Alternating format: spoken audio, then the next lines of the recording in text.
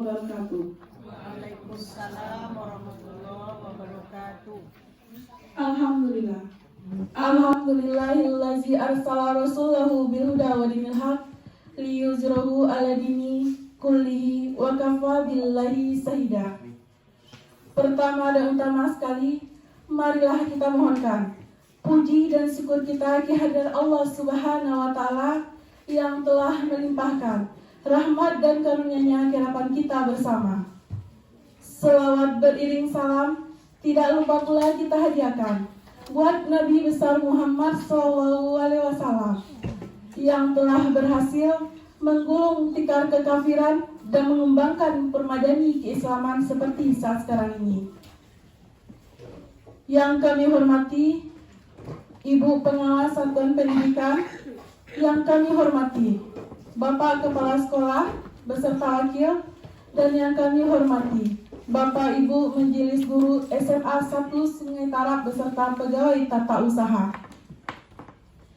Bapak Ibu yang kami hormati, marilah kita mulai kegiatan diseminasi budaya positif di sekolah SMA 1 Sungai Tarap oleh calon guru penggerak Angkatan 9 Kabupaten Tanah Datar, Provinsi Sumatera Barat dimulai. Menyanyikan lagu Indonesia Raya. Indonesia tanah airku, tanah tumpah darahku. Di sanalah aku berdiri, jadi pandu ibu. Indonesia Raya.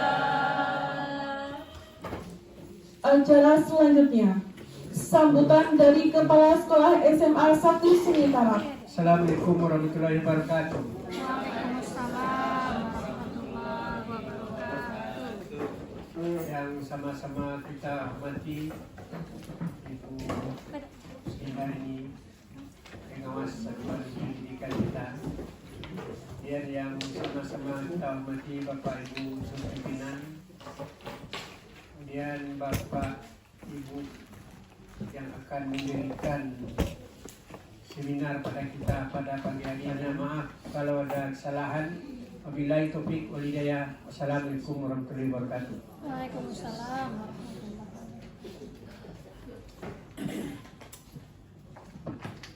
Terima kasih kami ucapkan kepada Bapak. Acara selanjutnya, sambutan oleh Ibu Uslindareni SPD selaku Pengawas Satuan Pendidikan. Kepada Ibu disilahkan. Bismillahirrahmanirrahim. Assalamualaikum warahmatullahi wabarakatuh.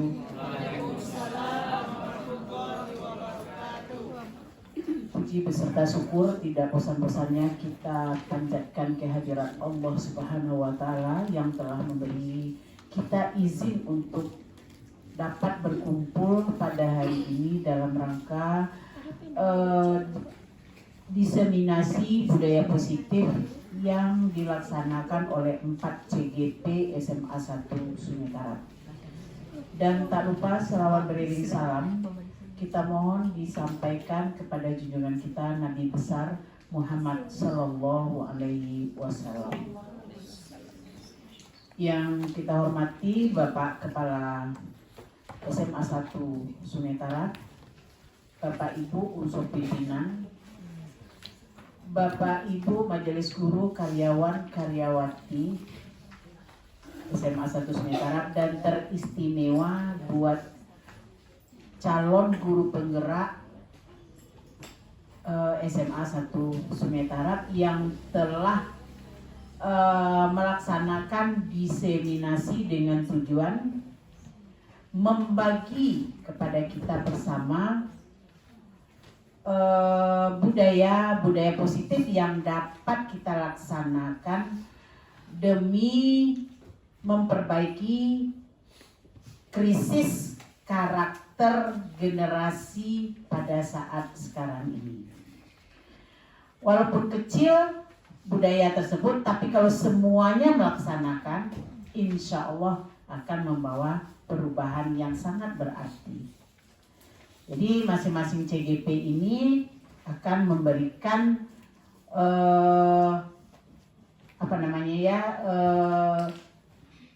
inspirasi kepada kita tentang budaya-budaya positif apa yang dapat kita tanamkan. Acara selanjutnya kita masuk ke pemateri yang pertama, diseminasi budaya positif di sekolah SMA 1 Sungai Tarap kepada Ibu Afni Asmara. Kami silakan.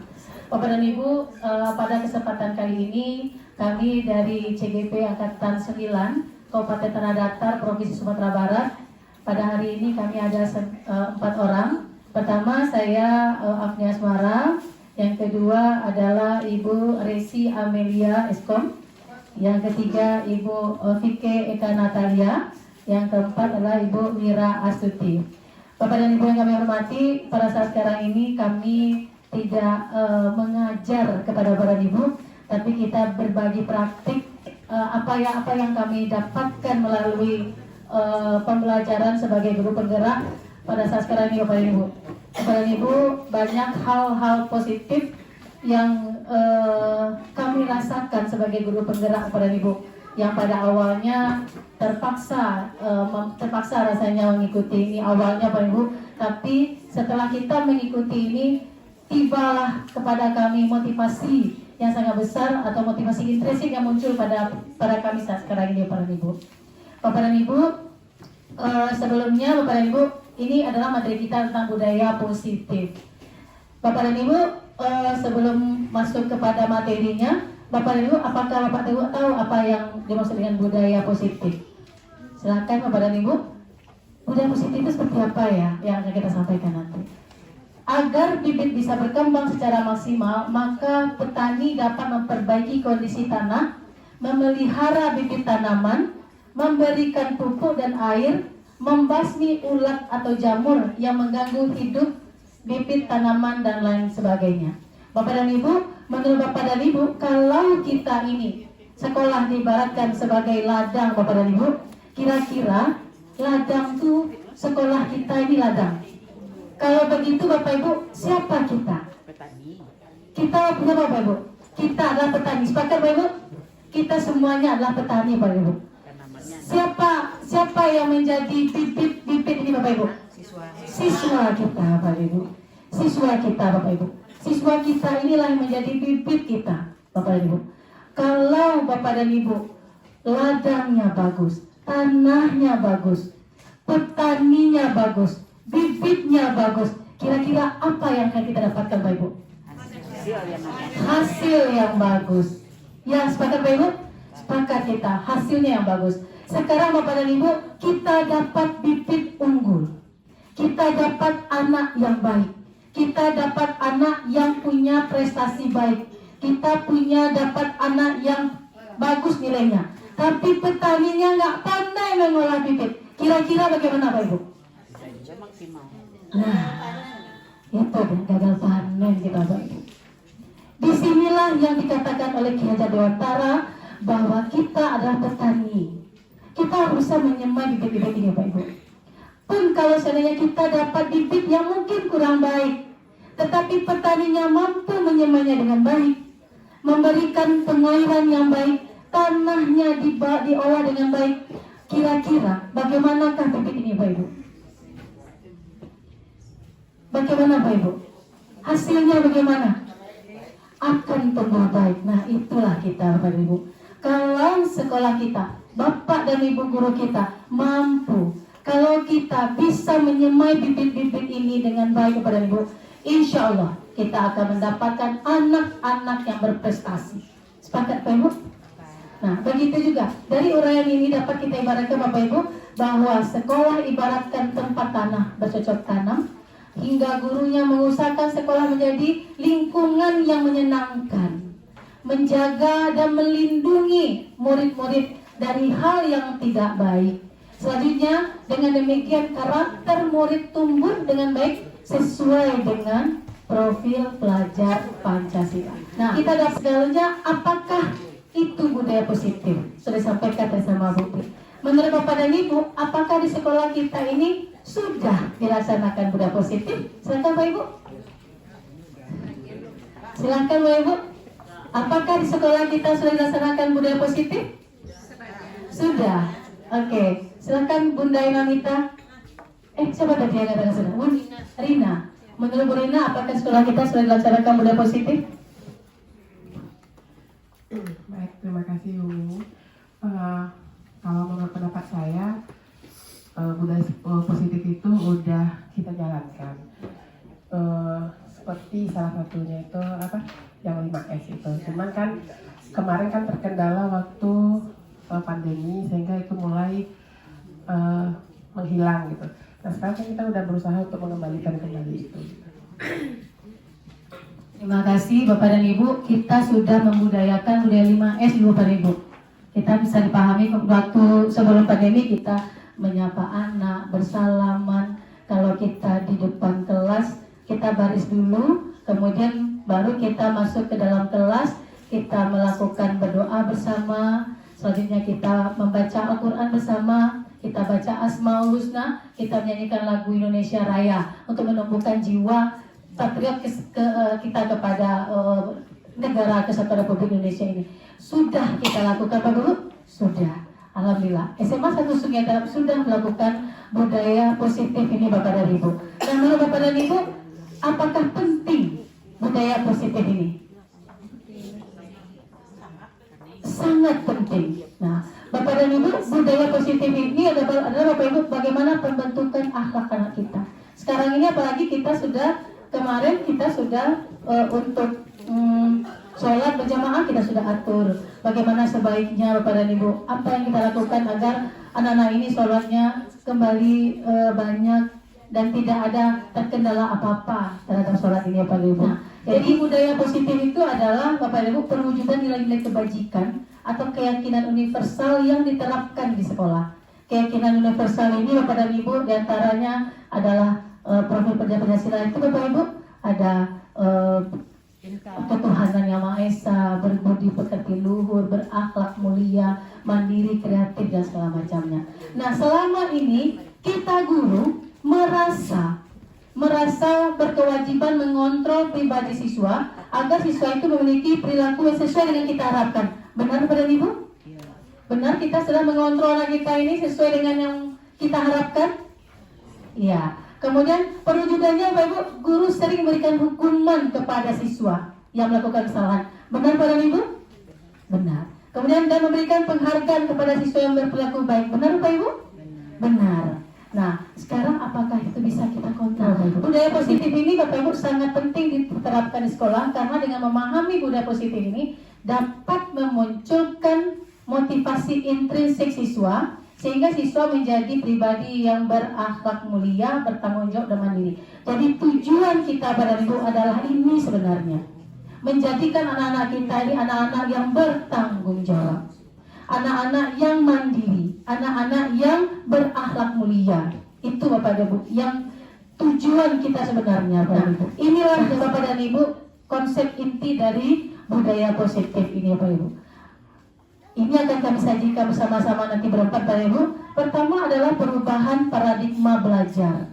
Yang kedua disiplin positif. Yang ketiga nilai-nilai kebajikan, motivasi perilaku manusia, kebutuhan dasar manusia, keyakinan kelas, posisi kontrol guru, dan segitiga restitusi. Ini akan kita sampaikan, yang akan kita diseminasikan kepada Bapak Ibu semuanya pada hari ini. Dan kami berempat akan berganti menyampaikan hal ini Bapak Ibu. Nah kita masuk pada yang pertama Bapak Ibu adalah pembelajaran dengan paradigma baru. Nah ini dalam kurikulum Merdeka Bapak Ibu. Di kurikulum Merdeka bahwa pembelajaran dengan paradigma baru merupakan pembelajaran yang dirancang berdasarkan prinsip pembelajaran berdiferensiasi. Kita kembali lagi Bapak Ibu. Kita tanya ke diri kita masing-masing Bapak Ibu, apakah kita mengajar di kelas sudah berpusat kepada siswa atau teacher center? Silakan Bapak Ibu. Silakan Bapak Ibu. Kita tanya diri kita sendiri, kita merefleksi apa yang terjadi pada kita karena kita akan menyemai bibit-bibit unggul nih Bapak Ibu. Silakan Bapak Ibu, silakan. Apakah kita masih teacher center atau sudah student center? Silakan, Bu Eng. kasih. Mungkin di banyak kegiatan kita sudah mulai untuk student center ya.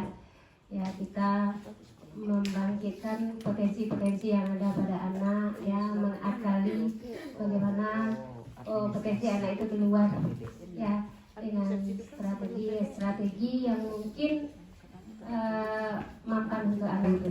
Ya, saya kasih. Baik, terima kasih. Nah, di dalam pembelajaran kurikulum merdeka ini Bapak Ibu, paradigma pembelajaran baru yang seperti itu Bapak Ibu. Kita tidak lagi menuntut anak, tapi kita menuntun mereka. Kita tidak menuntut anak, tapi kita menuntun mereka Bapak Ibu. Karena anak ini mempunyai karakter, potensi, bakat, minat yang berbeda-beda Bapak Ibu. Jadi karena kita berpusat kepada siswa, maka Bapak dan Ibu, kita melakukan pembelajaran itu kita pikirkan apalagi materi-materi, metode pembelajaran yang mengakomodir siswa. Tidak bisa lagi metode pembelajaran itu dua Bapak Ibu, ceramah dan marah-marah. Tidak bisa lagi dalam kurikulum merdeka, karena ini perubahan paradigma baru seperti itu Bapak Ibu. Nah, oleh karena itu Bapak Ibu, sehingga para siswa ini belajar sesuai dengan kebutuhannya berdasarkan tahap perkembangan sesuai dengan teori fisiologi modern untuk mewujudkan profil pelajar Pancasila. Profil pelajar Pancasila itu seperti kita ketahui Bapak Ibu adalah berkebinekaan global, gotong royong, kreatif, bernalar kritis, mandiri, dan beriman kepada Tuhan Yang Maha Esa serta berbudi pekerti yang luhur. Jadi Bapak dan Ibu, konsep kita dalam pembelajaran kita mengacu kepada profil pelajar Pancasila Bapak dan Ibu. Nah, kalau kita mengaplikasikan ini Bapak Ibu, banyak sekali yang bisa kita lakukan yang kita buat kepada anak-anak kita. Maka Bapak Ibu, ada miskonsepsi tentang teori kontrol ini Bapak Ibu. Kita sebagai guru, ilusi guru mengontrol murid. Kita merasa bahwa kita adalah guru yang harus bisa kontrol mereka. Kan itu Bapak Ibu. Dan itu ternyata hanya ilusi Bapak Ibu. Ya, karena tidak semua kita bisa mengontrol hal itu. Kemudian, ilusi bahwa semua penguatan positif, efektif, bermanfaat. Bu Neng tadi, kepalan tangannya Bu Ida terbuka. Nah, apakah itu akan terbuka lagi untuk kedepannya Bu Ida? Belum tentu. Untuk jangka pendek bisa. Penghargaan dan hukuman itu dalam jangka pendek bisa Bapak Ibu. Nah, kemudian ilusi bahwa kritik dan membuat masa bersalah, rasa Bapak Ibu, mampu menguatkan karakter. Kita kasih mereka rasa bersalah. Kalau seperti kue ba'a, nah, kita memberikan rasa bersalah kepada mereka Bapak Ibu. Nah, apakah itu akan berjangka panjang? Ternyata tidak. Itu hanya ilusi kontrol kita Bapak Ibu. Selanjutnya ilusi bahwa orang dewasa berhak memaksa. Ternyata itu hanya ilusi kita Bapak Ibu. Ilusi bahwa ternyata orang dewasa tidak bisa memaksa. Orang tua kan banyak sekarang ini Bapak Ibu. Kontrol, kamu harus masuk ke dokteran. Kamu harus gini, kita harus itu. Apa yang terjadi Bapak Ibu? Yang terjadi adalah pemaksaan dan bisa jadi mereka tidak enak dengan kita. Begitu juga dengan kita dalam kelas Bapak Ibu. Kalau seandainya anak ini memang tidak bisa dia dengan membuat video Bapak Ibu, jangan dipaksa buat video. Boleh dengan apa? Misalnya dengan presentasi, dengan PowerPoint, atau apa yang mereka bisa. Karena anak ini kebutuhannya berbeda-beda. Ada anaknya yang sukanya digital, itu saya buatnya pakai TikTok aja, boleh. Yang penting tercapai tujuan pembelajaran kita. Nah, itu yang disebut dengan diskusi. Nah, ini perubahan paradigma tentang stimulus respon pendekatan teori kontrol Bapak Ibu. Di mana di stimulus respon bahwa dalam stimulus respon realitas kebutuhan kita itu sama. Ternyata tidak Bapak Ibu. Dalam teori kontrol bahwa realitasnya kebutuhan anak itu berbeda-beda. Karena mereka itu juga berbeda. Selanjutnya Bapak Ibu, semua orang melihat hal yang sama. Nah, ternyata tidak dalam teori kontrol bahwa setiap orang memiliki gambaran yang berbeda-beda. Kita Bapak Ibu, kalau saya pribadi nih Bapak Ibu, sebelum saya mengikuti guru penggerak ini Bapak Ibu, saya mengatakan apa? Anak ini adalah kertas putih. disket kosong yang harus kita isi. Nah, itu yang saya kira, itu yang saya rasakan Bapak Ibu. Anak ini nggak tahu apa-apa, yang tahu itu kita. Mari kita menuliskan apa yang mereka inginkan. Ternyata Bapak Ibu, setelah kita mempelajari bahwa guru penggeraknya Bapak Ibu, bahwa anak-anak ini lahir dengan potensi yang berbeda-beda. Mereka punya minat bakat yang berbeda-beda. Artinya mereka ini adalah sama dengan kertas yang samar-samar tulisannya. Maka tugas kita sebagai guru untuk menjelaskan, tuliskan itu. Tulisannya sudah ada, tugas kita hanya menjelaskan tulisan-tulisan itu Bapak Ibu. Artinya apa? Mereka lahir dengan potensi bakat yang sama, yang berbeda-beda. Tugas kita adalah mengeksplor minat itu Bapak Ibu. Kita menggali minat mereka Bapak Ibu dan kita kembangkan. Nah itu dia Bapak Ibu. Selanjutnya kita mencoba mengubah orang agar berpandangan sama dengan kita. Itu yang stimulus respon. Tapi dalam teori kontrol bahwa kita berusaha memahami pandangan orang lain tentang dunia. Nah, selanjutnya perilaku buruk dilihat sebagai suatu kesalahan. Ada anak orang berkesalahan, kita menganggap itu kesalahan. Tetapi sebenarnya dalam teori kontrol Bapak Ibu, semua perilaku memiliki tujuan. Kenapa dia seperti itu? Pasti ada tujuannya. Kenapa dia? Karena mungkin jadi kebutuhan dasarnya tidak terpenuhi. Nanti tentang kebutuhan dasar manusia akan dijelaskan Ibu Wira secara lebih jelasnya. Nah, itu Bapak Ibu. Selanjutnya orang lain bisa mengontrol saya. Tapi dalam teori kontrol hanya Anda yang bisa mengontrol diri Anda sendiri. Seperti kepala tangan kita tadi Bapak Ibu. Hanya kita bisa mengontrol. Begitu kuatnya Bu Lega memaksa Bu Ida Witri tadi nggak bisa terbuka nih. Tapi dengan mudahnya Bu Neng membuka tangannya Bu Ida. Kan gitu. Nah, jadi Bapak Ibu, selanjutnya saya bisa mengontrol orang lain. Tetapi pada kenyataannya Anda tidak bisa mengontrol orang lain. Ya kan? Kita tidak bisa mengontrol kawan kita di sebelah untuk buka tangannya. Begitu juga dengan kita.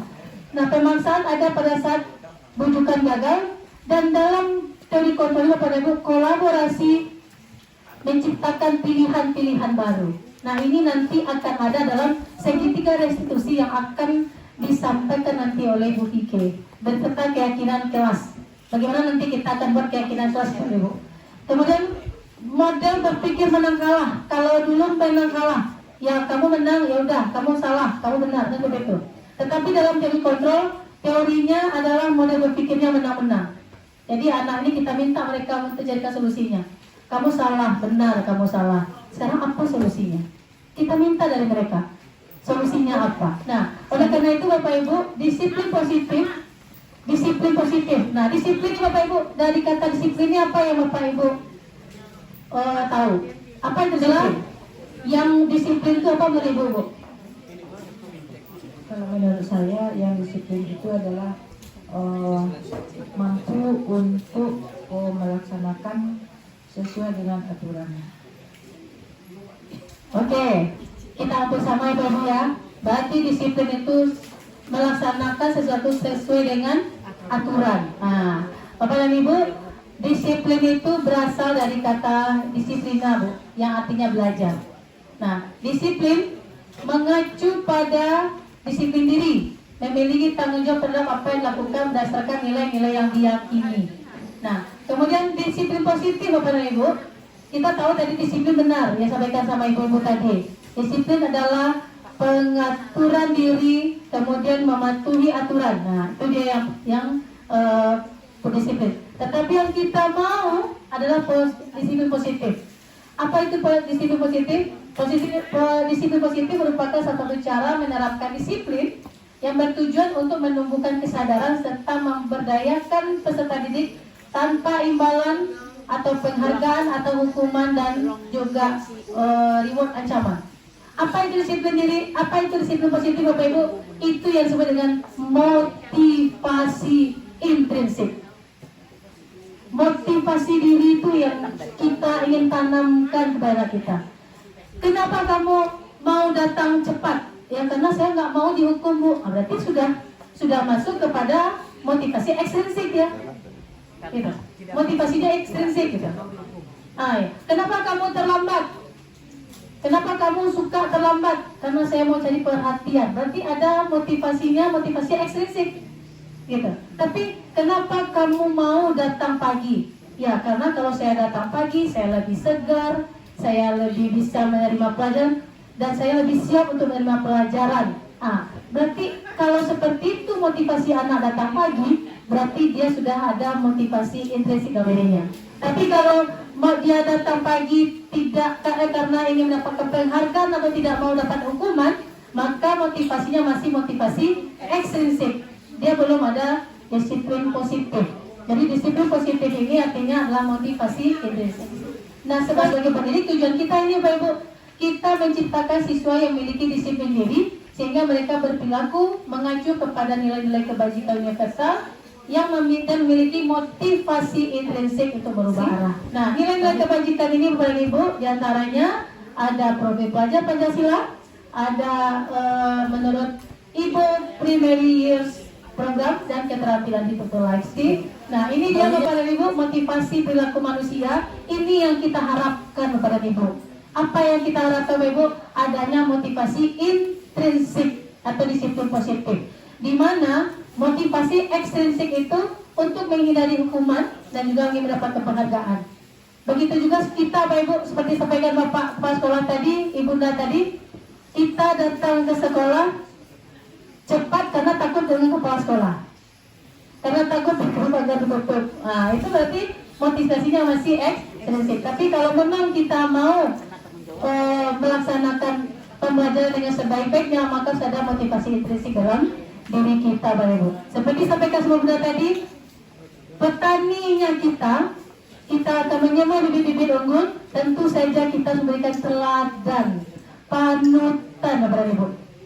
Karena kita ini ibarat artis sama anak kita. Kita ibaratkan aktor yang mereka tiru. Karena mereka ini, remaja-remaja ini adalah remaja yang butuh role model.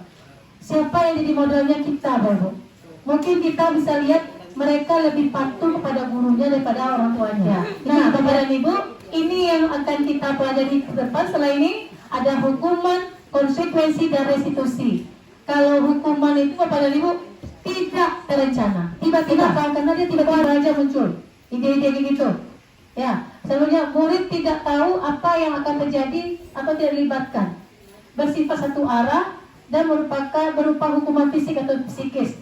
Kata-kata yang kita keluarkan di Bapak Ibu itu juga hukuman, dan itu lebih menyakitkan daripada hukuman fisik Bapak Ibu.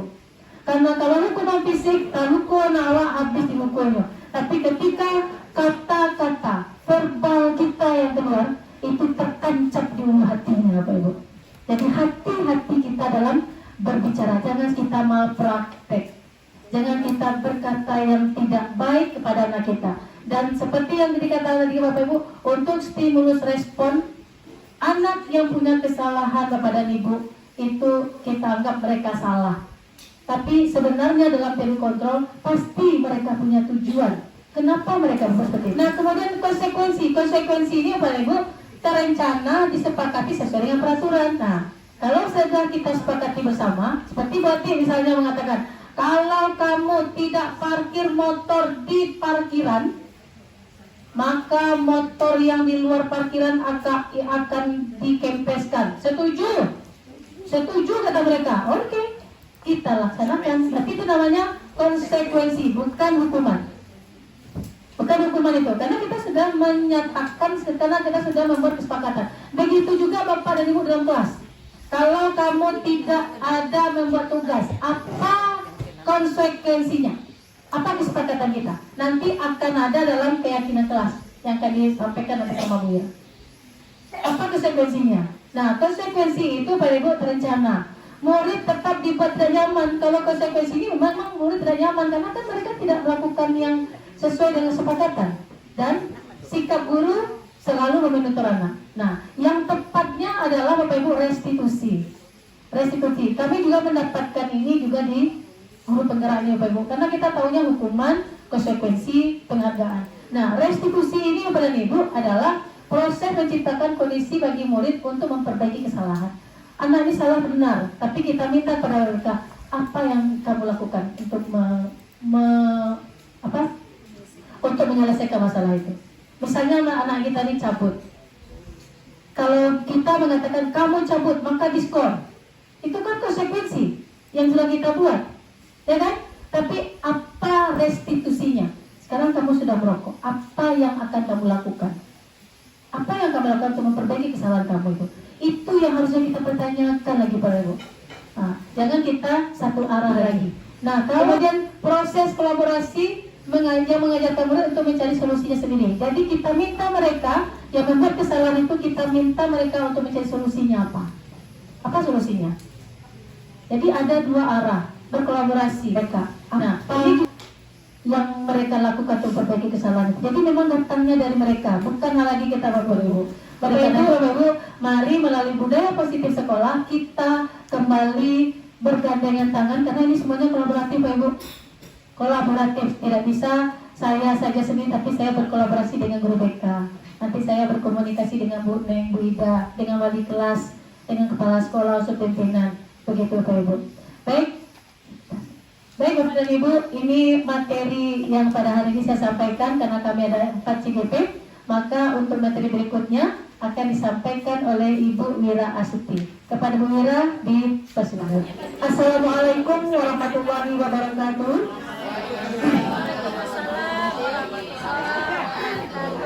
Selamat pagi Bapak Ibu semuanya. Alhamdulillahirrahmanirrahim. Puji dan syukur pada sama-sama kita aturkan kepada Allah Subhanahu wa Ta'ala yang senantiasa melimpahkan rahmat, nikmat serta karunia-Nya kepada kita semua, sehingga pada hari ini, hari Rabu 25 Oktober 2023, kami calon guru penggerak angkatan 9 diberikan kesempatan untuk melakukan diseminasi budaya positif di sekolah kepada Bapak Ibu semuanya selaku warga sekolah SMA Negeri 1 Sungai Tarap. Tugas ini Bapak dan Ibu merupakan sebuah kewajiban yang harus kami bagikan kepada Bapak dan Ibu karena di pundak kami memang diberikan tugas untuk bergerak dan menggerakkan seluruh personel sekolah dalam rangka peningkatan mutu pendidikan bangsa Indonesia ke depannya. Baiklah Bapak dan Ibu, di hadapan Bapak Ibu semuanya kami mohon izin menyampaikan diseminasi tentang budaya positif di sekolah untuk materi keyakinan kelas dan juga 5 kebutuhan dasar manusia Bapak dan Ibu. Kami berdiri depan Bapak dan Ibu bukan dalam rangka menggurui, tapi inilah tugas yang dibebankan kepada kami untuk membagikan semua ilmu yang kami dapatkan selama melakukan pendidikan sebagai calon guru penggerak. Dan ini Bapak dan Ibu setelah kami amati, kami laksanakan memang merupakan sesuatu yang baik dan harus kita kembangkan di sekolah kita Bapak dan Ibu. Tidak ada pembenaran di sini Bapak dan Ibu dan juga tidak ada yang disalahkan di sini Bapak dan Ibu. Karena mungkin ketika kita melakukan kekhilafan, kita melakukan itu karena kita tidak mengetahuinya Bapak dan Ibu. Dan kami berharap Bapak dan Ibu ketika kita sudah mengetahuinya, maka kita berusaha untuk merubah kekhilafan kita tadi menjadi sesuatu yang lebih baik ke depannya Bapak dan Ibu. Yang pertama Bapak dan Ibu, kami akan coba menyampaikan materi tentang keyakinan kelas Bapak dan Ibu. Mungkin untuk keyakinan kelas ini Bapak dan Ibu, jujur juga bagi kami ini adalah materi baru yang kami terima Bapak dan Ibu. Karena selama ini yang kita terapkan di sekolah ataupun di kelas-kelas kita itu adalah peraturan kelas atau kesepakatan kelas, yang mana untuk aturan dan kesepakatan kelas ini memang kita sepakati dengan seluruh anak-anak kita Bapak dan Ibu. Ada yang kita lupakan di sini Bapak dan Ibu, karena ketika kita membentuk aturan ataupun kesepakatan kelas dengan anak-anak kita, yang kita tuju itu hanya perilaku dari anak-anak kita saja, tindakan dari anak-anak kita saja, bukan nilai-nilai kebajikan atau karakter, yang mana seharusnya Bapak dan Ibu, nilai kebajikan atau karakter inilah yang menjadi prioritas kita sebenarnya Bapak dan Ibu.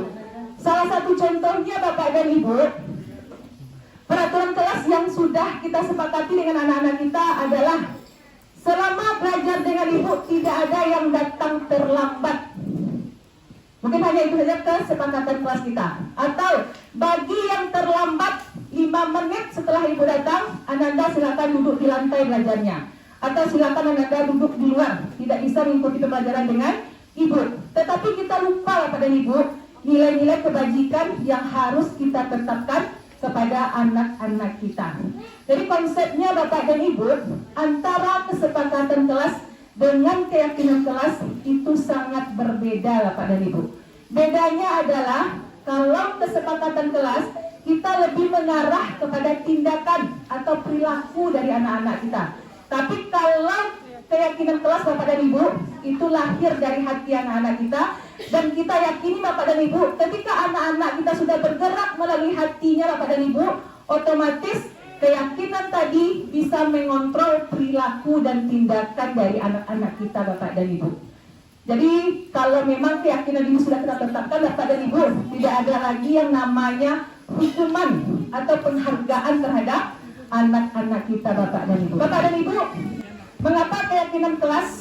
Mengapa tidak peraturan kelas saja Bapak dan Ibu? Seperti yang telah kami uraikan tadi Bapak dan Ibu, kalau hanya peraturan kelas atau kesepakatan kelas yang kita cari itu hanya perubahan dari perilaku atau tindakan dari anak-anak kita saja. Tetapi kalau sudah berubah menjadi keyakinan kelas, memang itu lahir dari hati anak kita Bapak dan Ibu, dan inilah nanti yang akan menjadi pengontrol perilaku dan tindakan anak-anak kita. Jadi ketika kita sudah menerapkan keyakinan kelas Bapak dan Ibu, yang kita dapatkan sebenarnya adalah 2 poin. Ada perubahan sikap dan perilaku anak kita, dan juga terbangunnya karakter dari anak-anak kita Bapak dan Ibu. Bapak dan Ibu, selanjutnya tentang pembentukan keyakinan sekolah atau keyakinan kelas Bapak dan Ibu. Kalau keyakinan kelas itu Bapak dan Ibu, dia lebih bersifat abstrak, tidak terlihat Bapak dan Ibu, tapi pengaruhnya sangat luar biasa dibandingkan dengan peraturan. Kalau peraturan dia konkret Bapak dan Ibu, nyata, tapi mungkin kedepannya tidak terlihat di sini nilai-nilai karakternya Bapak dan Ibu. Yang berikutnya Bapak dan Ibu, keyakinan kelas itu merupakan pernyataan universal Bapak dan Ibu yang berawal dari nilai-nilai kebajikan. Salah satu contohnya adalah Bapak dan Ibu saling menghargai, saling menghormati, disiplin, dan lain sebagainya. Yang berikutnya Bapak dan Ibu, pernyataan keyakinan kelas senantiasa dibuat dalam bentuk kalimat-kalimat positif. Jadi tidak ada kita menggunakan kalimat negatif. Contohnya, tidak ada anak yang datang terlambat, kita ganti bahasanya menjadi hadir tepat waktu. Ya, karena memang kalau kalimat positif yang kita munculkan Bapak dan Ibu, auranya juga akan positif Bapak dan Ibu. Yang berikutnya Bapak dan Ibu, keyakinan kelas hendaknya tidak terlalu banyak sehingga mudah diingat oleh anak-anak kita ataupun semua warga kelas Bapak dan Ibu. Yang berikutnya, keyakinan kelas sebaiknya sesuatu yang dapat diterapkan di lingkungan tersebut.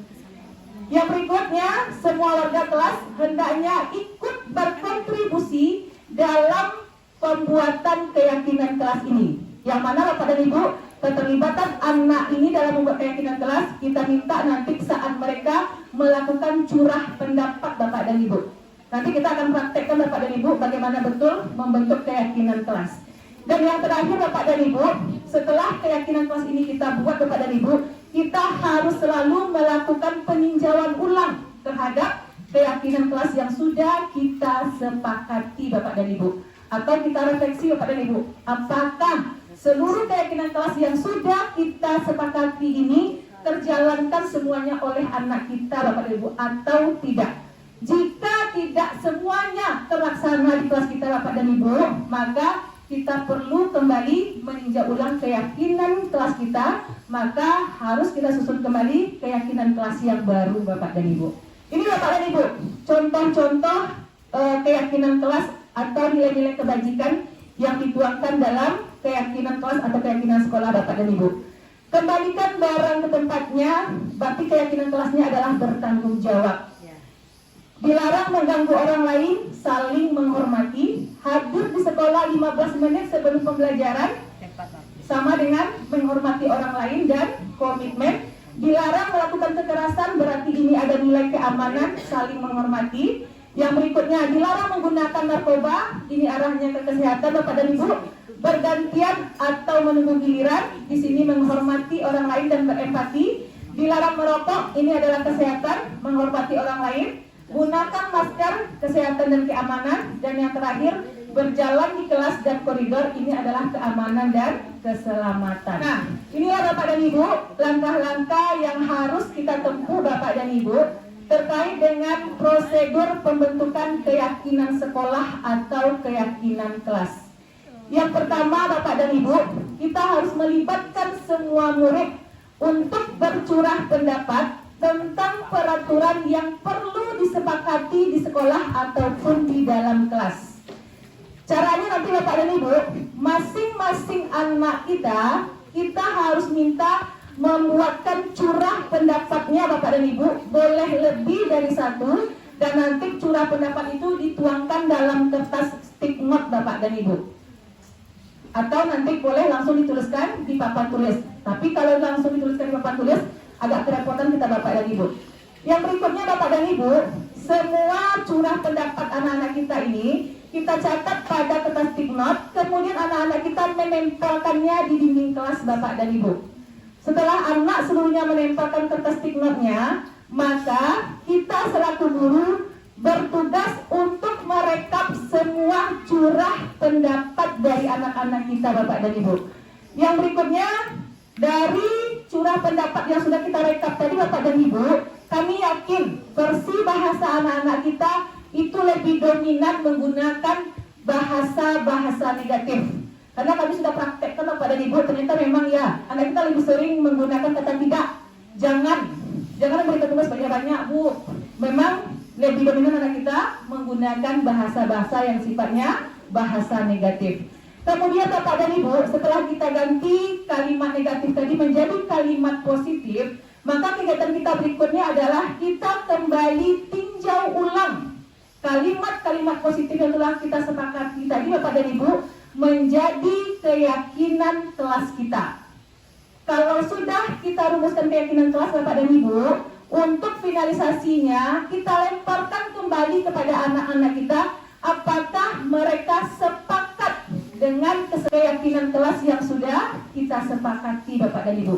Kalau ternyata anak-anak kita sudah sepakat semuanya Bapak dan Ibu, maka sebaiknya keyakinan kelas yang kita rumuskan tadi kita buatkan dalam kertas berwarna Bapak dan Ibu, kemudian ditempelkan di dinding kelas yang mudah terlihat oleh anak-anak kita, sehingga setiap hari dan siapapun anak kita bisa melihat keyakinan kelas yang sudah kita sepakati, dan mudah-mudahan ini menjadi motivasi dan pengingat bagi anak-anak kita untuk selalu bertindak dan berperilaku sesuai dengan komitmen yang sudah mereka sepakati secara bersama-sama. Bapak dan Ibu, sedikit informasi juga untuk keyakinan kelas ini Bapak dan Ibu, seharusnya kita laksanakan Bapak dan Ibu di awal tahun pelajaran Bapak dan Ibu. Jadi ketika mulai kita masuk di hari pertama jam kita Bapak dan Ibu, inilah tugas kita yang pertama sekali Bapak dan Ibu, membentuk keyakinan kelas kita. Keyakinan kelas kita ini Bapak dan Ibu, limit waktunya tidak terbatas Bapak dan Ibu, tergantung pada keterlaksanaan atau ketercapaian dari keyakinan kelas yang sudah kita laksanakan. Kalau memang terlaksana seluruhnya oleh anak-anak kita sampai akhir tahun pelajaran Bapak dan Ibu, berarti kita tidak ada melakukan revisi keyakinan kelas di dalam perjalanan Bapak dan Ibu.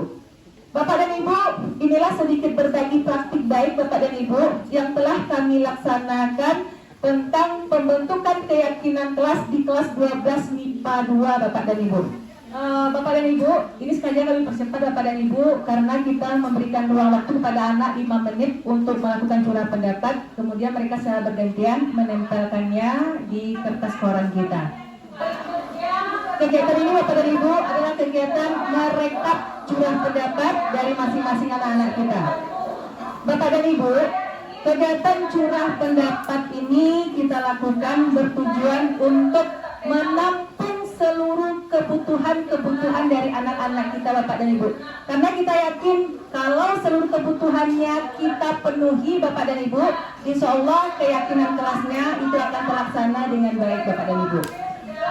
Nah Bapak dan Ibu, dalam merekap kesepakatan kelas dari anak-anak kita, curah pendapat dari anak-anak kita ini Bapak dan Ibu. Kerja kita di sini adalah menteli satu-satu Bapak dan Ibu apa saja curah pendapat dari anak-anak kita.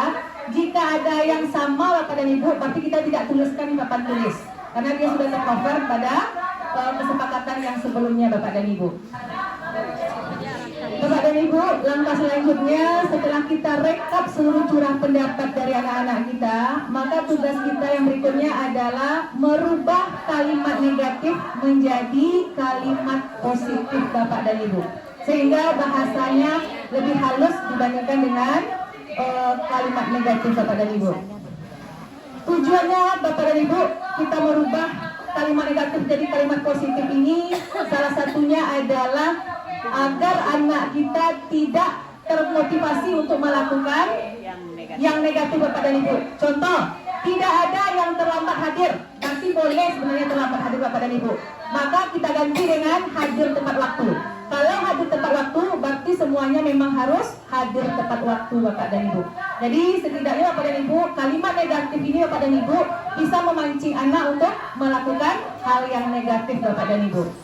Nah, yang berikutnya langkah kita Bapak dan Ibu, setelah kita merubah kalimat negatif menjadi kalimat positif tadi, berarti seluruh curah pendapat anak-anak kita sudah berada pada posisi kalimat positif seluruhnya Bapak dan Ibu.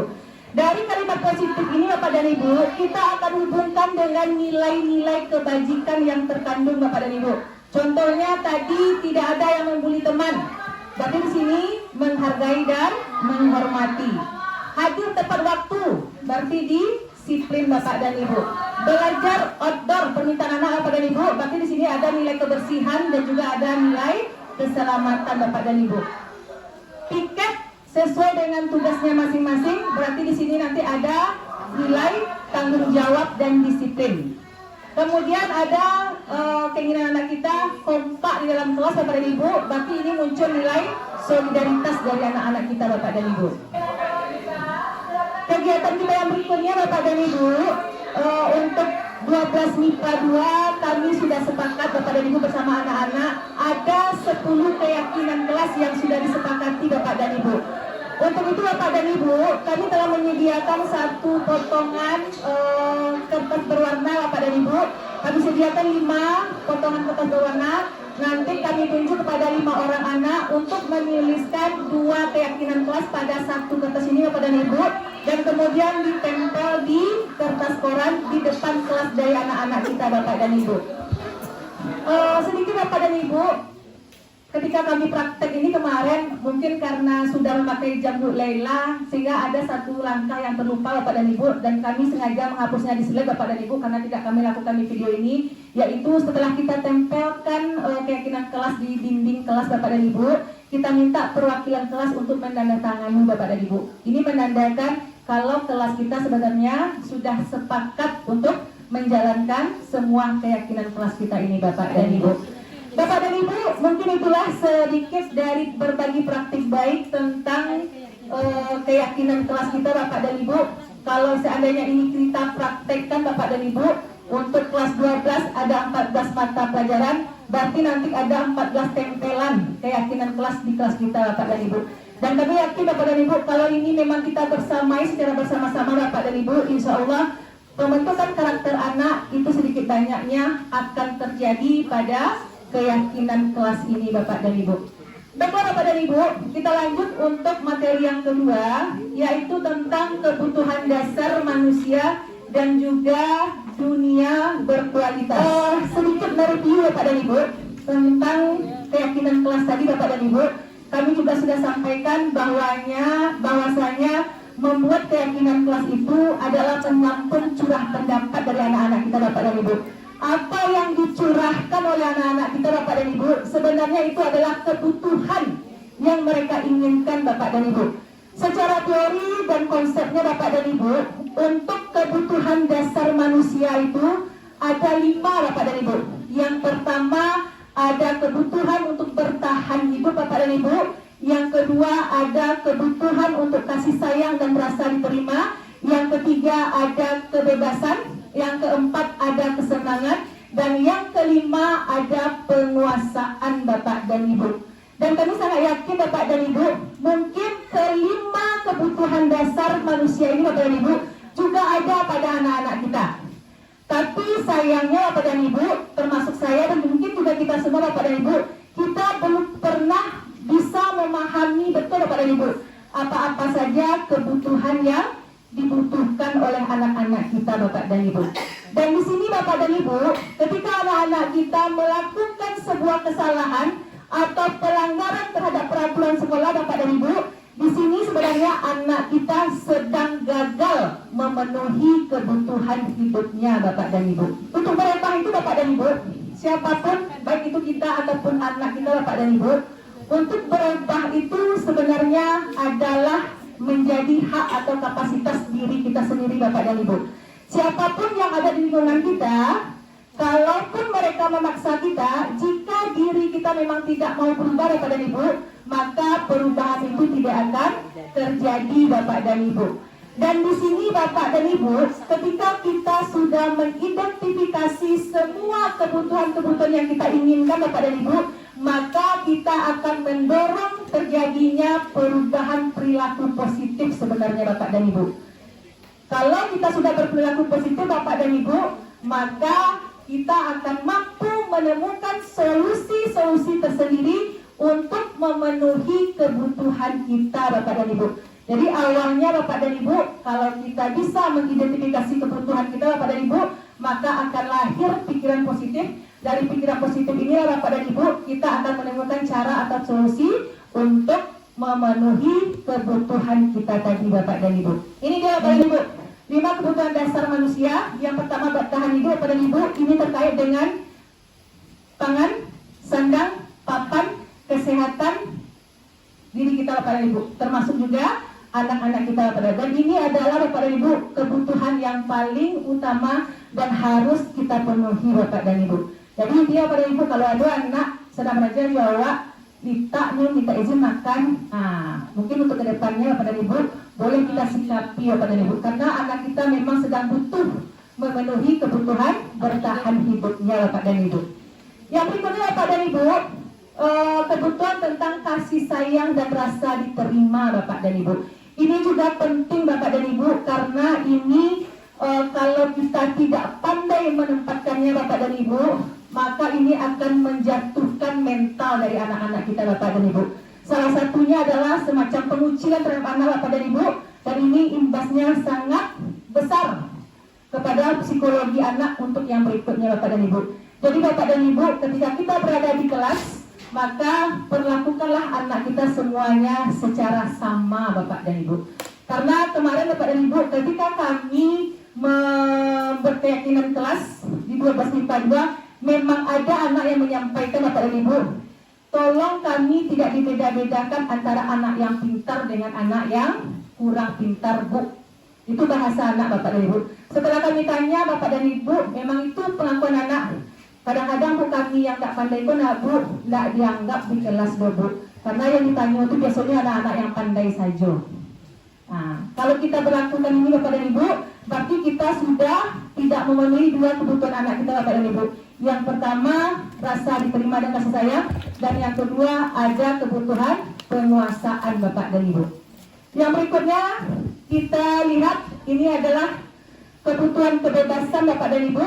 Di sini anak-anak kita membutuhkan yang namanya kebutuhan terhadap pilihannya Bapak dan Ibu.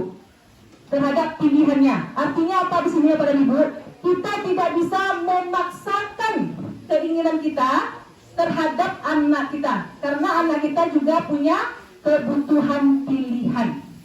Makanya Bapak dan Ibu, ketika nanti kita menerapkan pembelajaran diferensiasi, secara tidak langsung kita sudah memenuhi kebutuhan dari kebebasan dari anak-anak kita Bapak dan Ibu. Karena ketika kita melakukan pembelajaran diferensiasi, memang anak-anak bebas sesuai dengan gaya belajarnya Bapak dan Ibu. Yang berikutnya Bapak dan Ibu adalah kebutuhan akan kesenangan Bapak dan Ibu. Kebutuhan akan kesenangan. Di sini Bapak dan Ibu, kita memang harus menciptakan rasa senang dan nyaman Bapak dan Ibu ketika kegiatan pembelajaran di kelas Bapak dan Ibu. Karena kalau anak sudah senang dan nyaman Bapak dan Ibu, maka pembelajaran itu akan terjadi dalam bentuk konsentrasi yang lebih tinggi Bapak dan Ibu. Anak-anak kita akan fokus pada pembelajaran kita Bapak dan Ibu. Dan juga kesenangan ini Bapak dan Ibu, seperti yang terjadi kemarin Bapak dan Ibu, anak kita sudah dilarang pergi menonton futsal Bapak dan Ibu, walaupun yang menonton itu adalah tim sekolah kita, namun anak kita berani cabut Bapak dan Ibu hanya demi menonton futsal ini. Sebenarnya Bapak dan Ibu, anak kita sedang memenuhi kebutuhan kesenangannya. Karena mungkin pada saat itu yang ada di pikirannya adalah menonton futsal, dan dengan menonton futsal ini ada kesenangan tersendiri yang diterima oleh anak-anak kita Bapak dan Ibu. Yang berikutnya Bapak dan Ibu, ini penguasaan. Penguasaan ini adalah kebutuhan terhadap kemampuannya Bapak dan Ibu. Artinya di sini Bapak dan Ibu, seperti yang kami sampaikan di awal tadi, walaupun ada anak yang lambat menyerap pembelajaran kita, atau anak kita kognitifnya di bawah yang pintar Bapak dan Ibu, tetapi yakinlah Bapak dan Ibu, siapapun anak kita, dia punya keunggulannya masing-masing Bapak dan Ibu. Dan ini yang tidak bisa kita samakan Bapak dan Ibu. Salah satu contoh Bapak dan Ibu, ketika kita melaksanakan perpisahan, yang manje-manje, yang itu Bapak dan Ibu bukan anak yang pintar Bapak dan Ibu, tapi anak yang mungkin daya serapnya kurang ketika belajar Bapak dan Ibu, tapi untuk itu dia unggul Bapak dan Ibu. Gaya belajarnya adalah kinestetik. Jadi siapapun anak kita Bapak dan Ibu, dia butuh pengakuan bahwa dia punya kelebihan Bapak dan Ibu. Dan inilah tugas kita Bapak dan Ibu, untuk kedepannya kita memang harus bisa memahami apa-apa saja yang menjadi kebutuhan dasar bagi anak-anak kita semua Bapak dan Ibu. Yang berikutnya Bapak dan Ibu, ini dunia berkualitas. Sedikit ingin bertanya kami Bapak dan Ibu kepada Pak Dedi lah. Pak Dedi, apakah pernah merekam momen-momen terbaik dalam hidup Pak Dedi, kemudian Pak Dedi fotokan, kemudian Pak Dedi albumkan?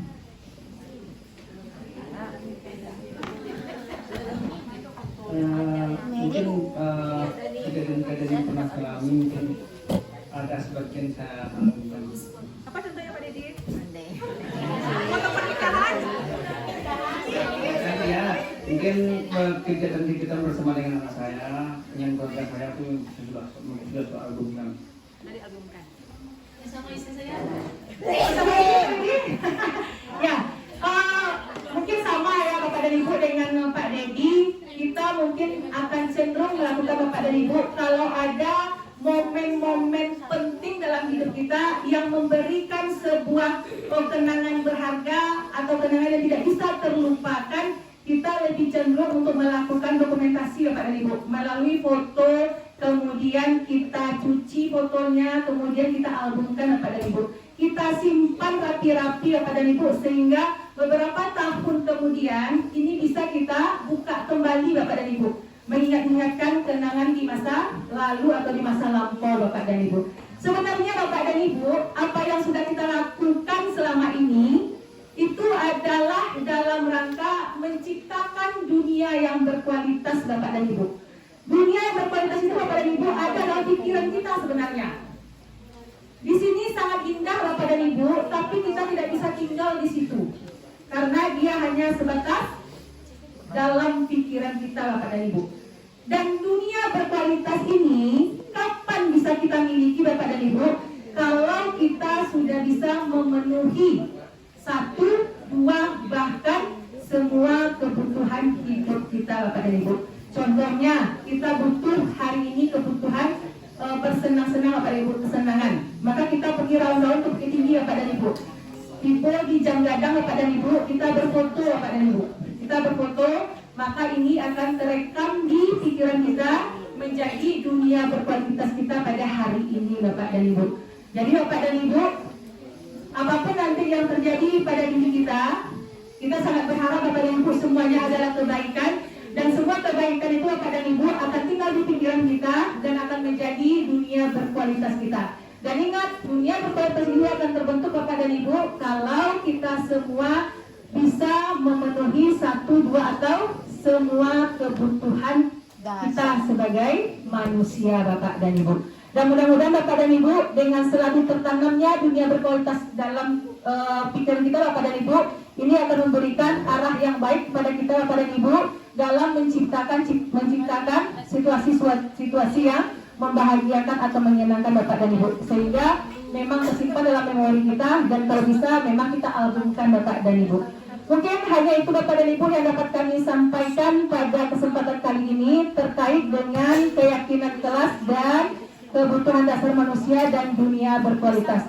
Mohon maaf Bapak dan Ibu kalau ada yang tidak pada tempatnya, kami mohon maaf. Ini bukan menggurui Bapak dan Ibu, ini hanya sekedar berbagi praktik baik kepada kita semua. Mudah-mudahan dari apa yang kami sampaikan itu mengena di hati Bapak dan Ibu, dan mudah-mudahan juga bisa kita praktekkan secara bersama-sama sehingga kedepannya pendidikan di sekolah kita itu jauh lebih baik ke depannya.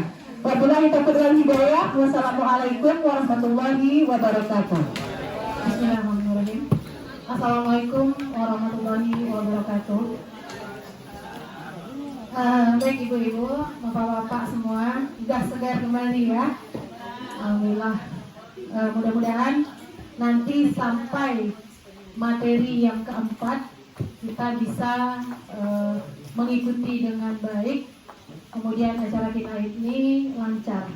Baik, sekarang sampai giliran ke tangan saya sebagai pemateri ketiga dalam kegiatan diseminasi budaya positif di sekolah, yaitu di SMA Negeri 1 Sungai Tarap, yang dilaksanakan oleh 4 CGP Angkatan 9 Kabupaten Tanah Datar, yang tadi sudah dibuka oleh Bu Afni. Kemudian materi kedua disampaikan oleh Bu Wira Astuti. Dan sekarang materi ketiga itu insya Allah akan kami berikan nanti ke depan. Mudah-mudahan apa yang kami sampaikan ini bermanfaat nanti untuk kami pribadi dan untuk kita semua, terutama untuk peserta didik kita di SMA Negeri 1 Sungai Tarap. Karena tujuan pendidikan sesuai dengan filosofi KHD, yaitu pendidikan pengajaran yang berpusat kepada anak. Jadi semua yang kita lakukan itu semua muaranya kepada peserta didik kita. Mulai dari tadi disiplin positif, kemudian ada motivasi, kemudian ada keyakinan kelas, kebutuhan manusia, itu semua muaranya nanti ke peserta didik kita. Diawali dari kita, karena peran kita sebagai guru yang selama ini adalah menuntut siswa kita menjadi apa yang kita inginkan. Ternyata setelah kami mengikuti kegiatan CGP ini Bapak Ibu, cara atau pola berpikir kami yang seolah bisa kami kembangkan, kami sampaikan kepada kita semua bahwa pendidikan dan pengajaran itu bukan sifatnya menuntut, tapi kita berperan sebagai penuntun. Seperti yang disampaikan Bu Afni tadi, awalnya kita mengenal siswa kita ini seperti kertas putih, ya, atau tabula rasa, di mana mereka kosong semuanya. Tapi setelah kita melihat filosofi KHD, pemikiran seperti itu berubah. Bahwa peserta didik kita ini bukan kertas putih. Semua manusia dilahirkan ke dunia ini bukan kertas putih, tapi kertas yang memiliki tulisan samar-samar. Dan baik Bapak Ibu, sebelum kita masuk ke posisi kontrol, ini menjadi materi yang akan saya sampaikan. Terlebih dahulu kita lihat dulu, kita coba pikirkan guru seperti apa kita selama ini. Guru seperti apa? Apakah seperti saya yang pemarah? Apakah guru yang manis dengan siswa? Apakah guru yang cuek dengan siswa? Atau guru yang cuma peduli dengan materi lah sampai alah tuh? Tidak peduli dengan perkembangan karakter peserta didik kita. Yang penting tujuan kita sampai materi selesai. dimakan, tamakan di anak, tertanam dalam pikiran anak, masuk ke dalam diri anak, tidak jadi pikiran mungkin bagi kita. Apakah guru seperti itu kita? Mari kita renungkan Bapak Ibu, kita baca diri kita, guru seperti apa saya selama ini. Tapi Bapak Ibu, tentu kita juga bisa membaca diri kita. Saya selama ini seperti ini kepada siswa saya. Saya pribadi, awalnya saya seperti ini, saya pemarah dengan siswa saya. Kemudian kira-kira ya, dengan apa yang saya lakukan ini, bagaimana umpan balik yang selama ini dari siswa saya? Apakah mereka suka sama saya? Apakah apa yang saya berikan kepada mereka itu mereka suka atau enggak? Apakah mereka bahkan sebaliknya kepada saya, bahkan dendam kepada saya, marah kepada saya, tidak suka kepada saya, atau malah saya adalah sosok guru yang diidamkan atau didambakan oleh siswa? Hanya Bapak Ibu, selama ini kita tidak mengenal ini, tidak mengenal ini. Kita tidak mengenal media sosial, di mana kita berkirim kabar surat. Sekarang di mana kita berkirim pesan? Melalui WA atau media sosial yang lain. Itu suatu perubahan yang terjadi dan tidak bisa kita pungkiri dan tidak bisa kita elakkan Bapak Ibu. Sama halnya nanti dengan pendidikan dan pengajaran. Memang kita dibentuk sekarang ini, kita melihat contoh dari guru kita sebelumnya. Tetapi bagaimanapun Bapak Ibu, sesuai dengan yang saya sampaikan tadi, kodrat zaman itu tidak bisa kita pungkiri.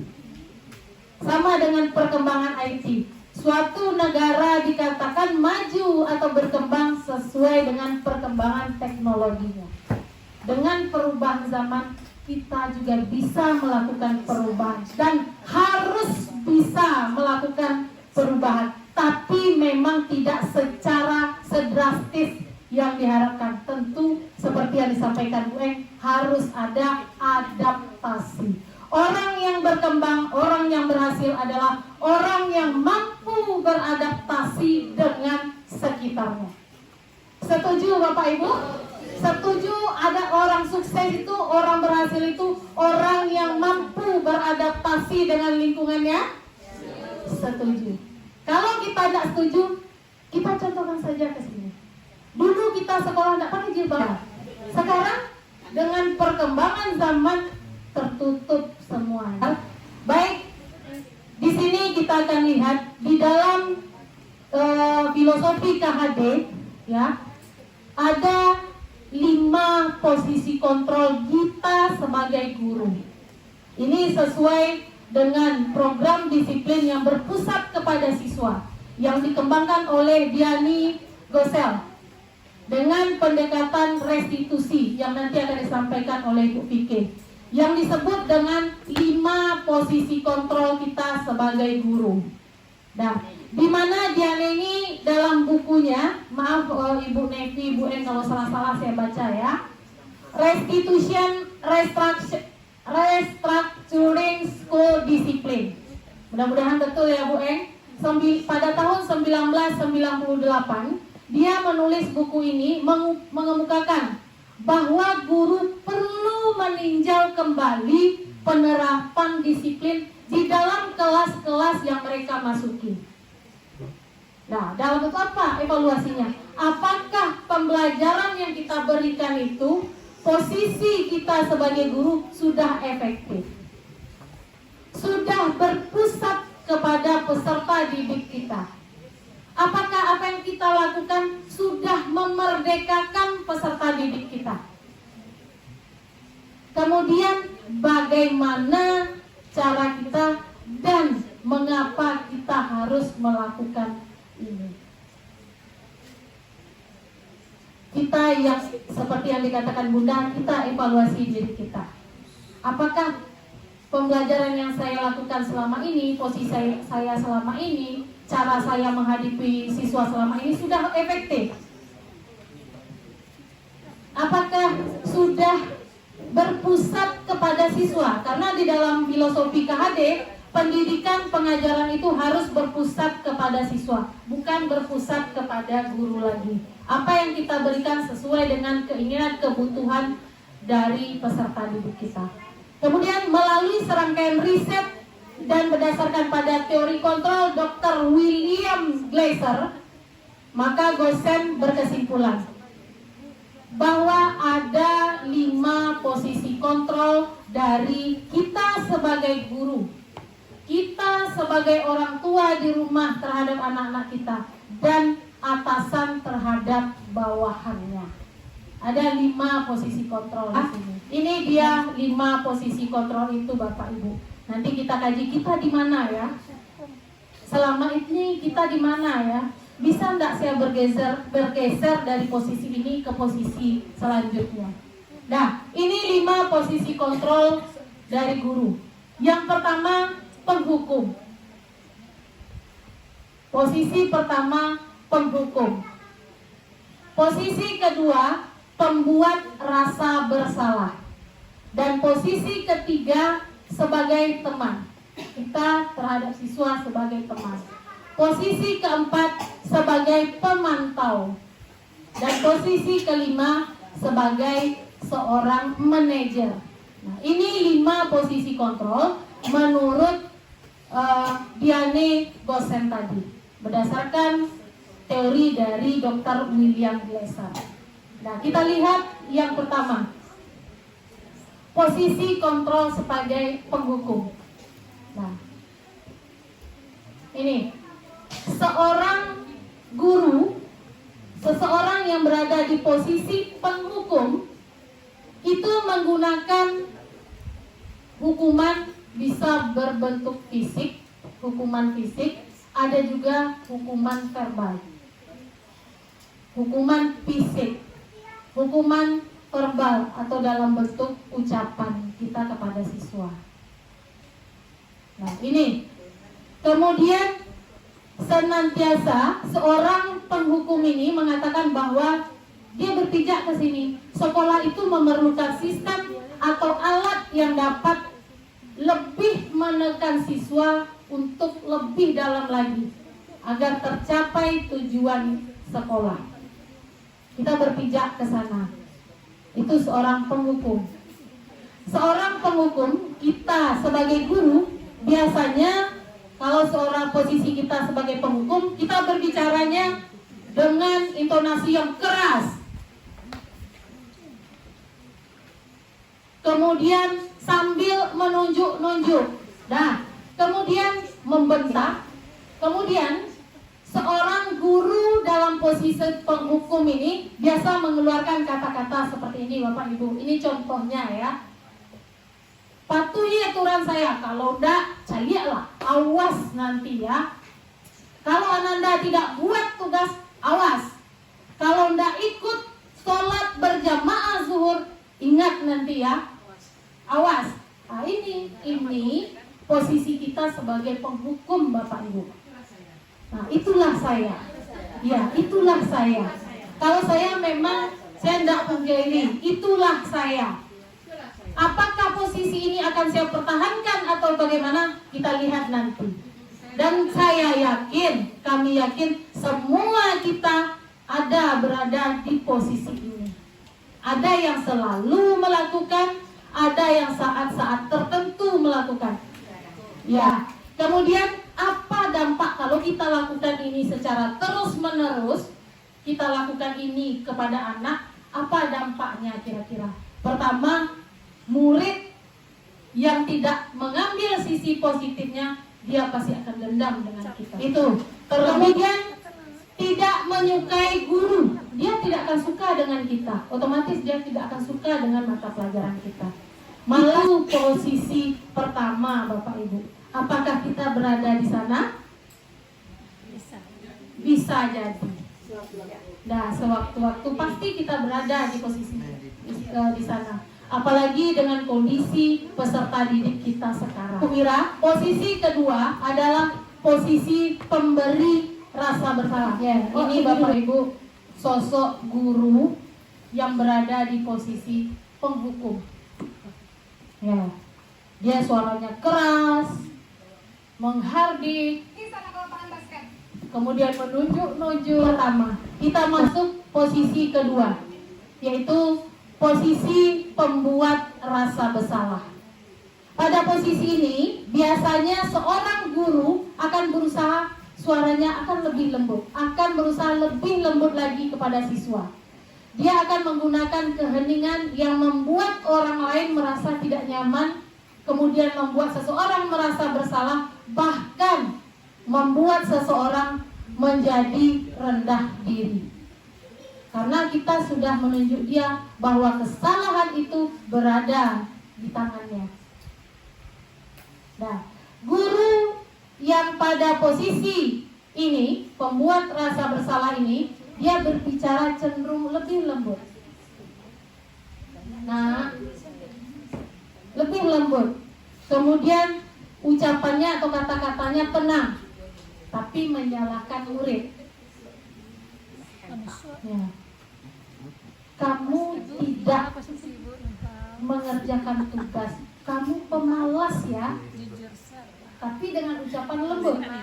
Kemudian guru akan mengatakan hal-hal di mana murid akan merasa bersalah dan membuat guru itu ujung-ujungnya akan menderita. Menderita karena kita menekan siswa sehingga siswa rendah diri. Di mana biasanya guru-guru ini perkataannya seperti apa? Guru-guru dalam posisi pembuat rasa bersalah ini sering melontarkan kata-kata seperti ini. Ibu sangat kecewa sekali dengan kamu. Anak akan merasa, seperti apa ya? Kenapa saya mengecewakan guru itu ya? Berarti bersalah sekali apa yang saya lakukan.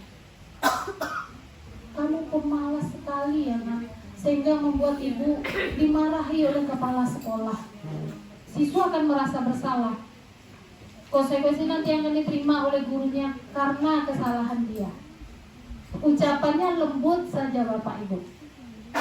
Nah, kemudian apa dampaknya? Apakah kelembutan ini tidak berdampak kepada siswa kita? Ada juga dampaknya, yaitu membuat murid merasa bersalah. Kemudian dia akan merasa rendah diri karena selalu disalahkan.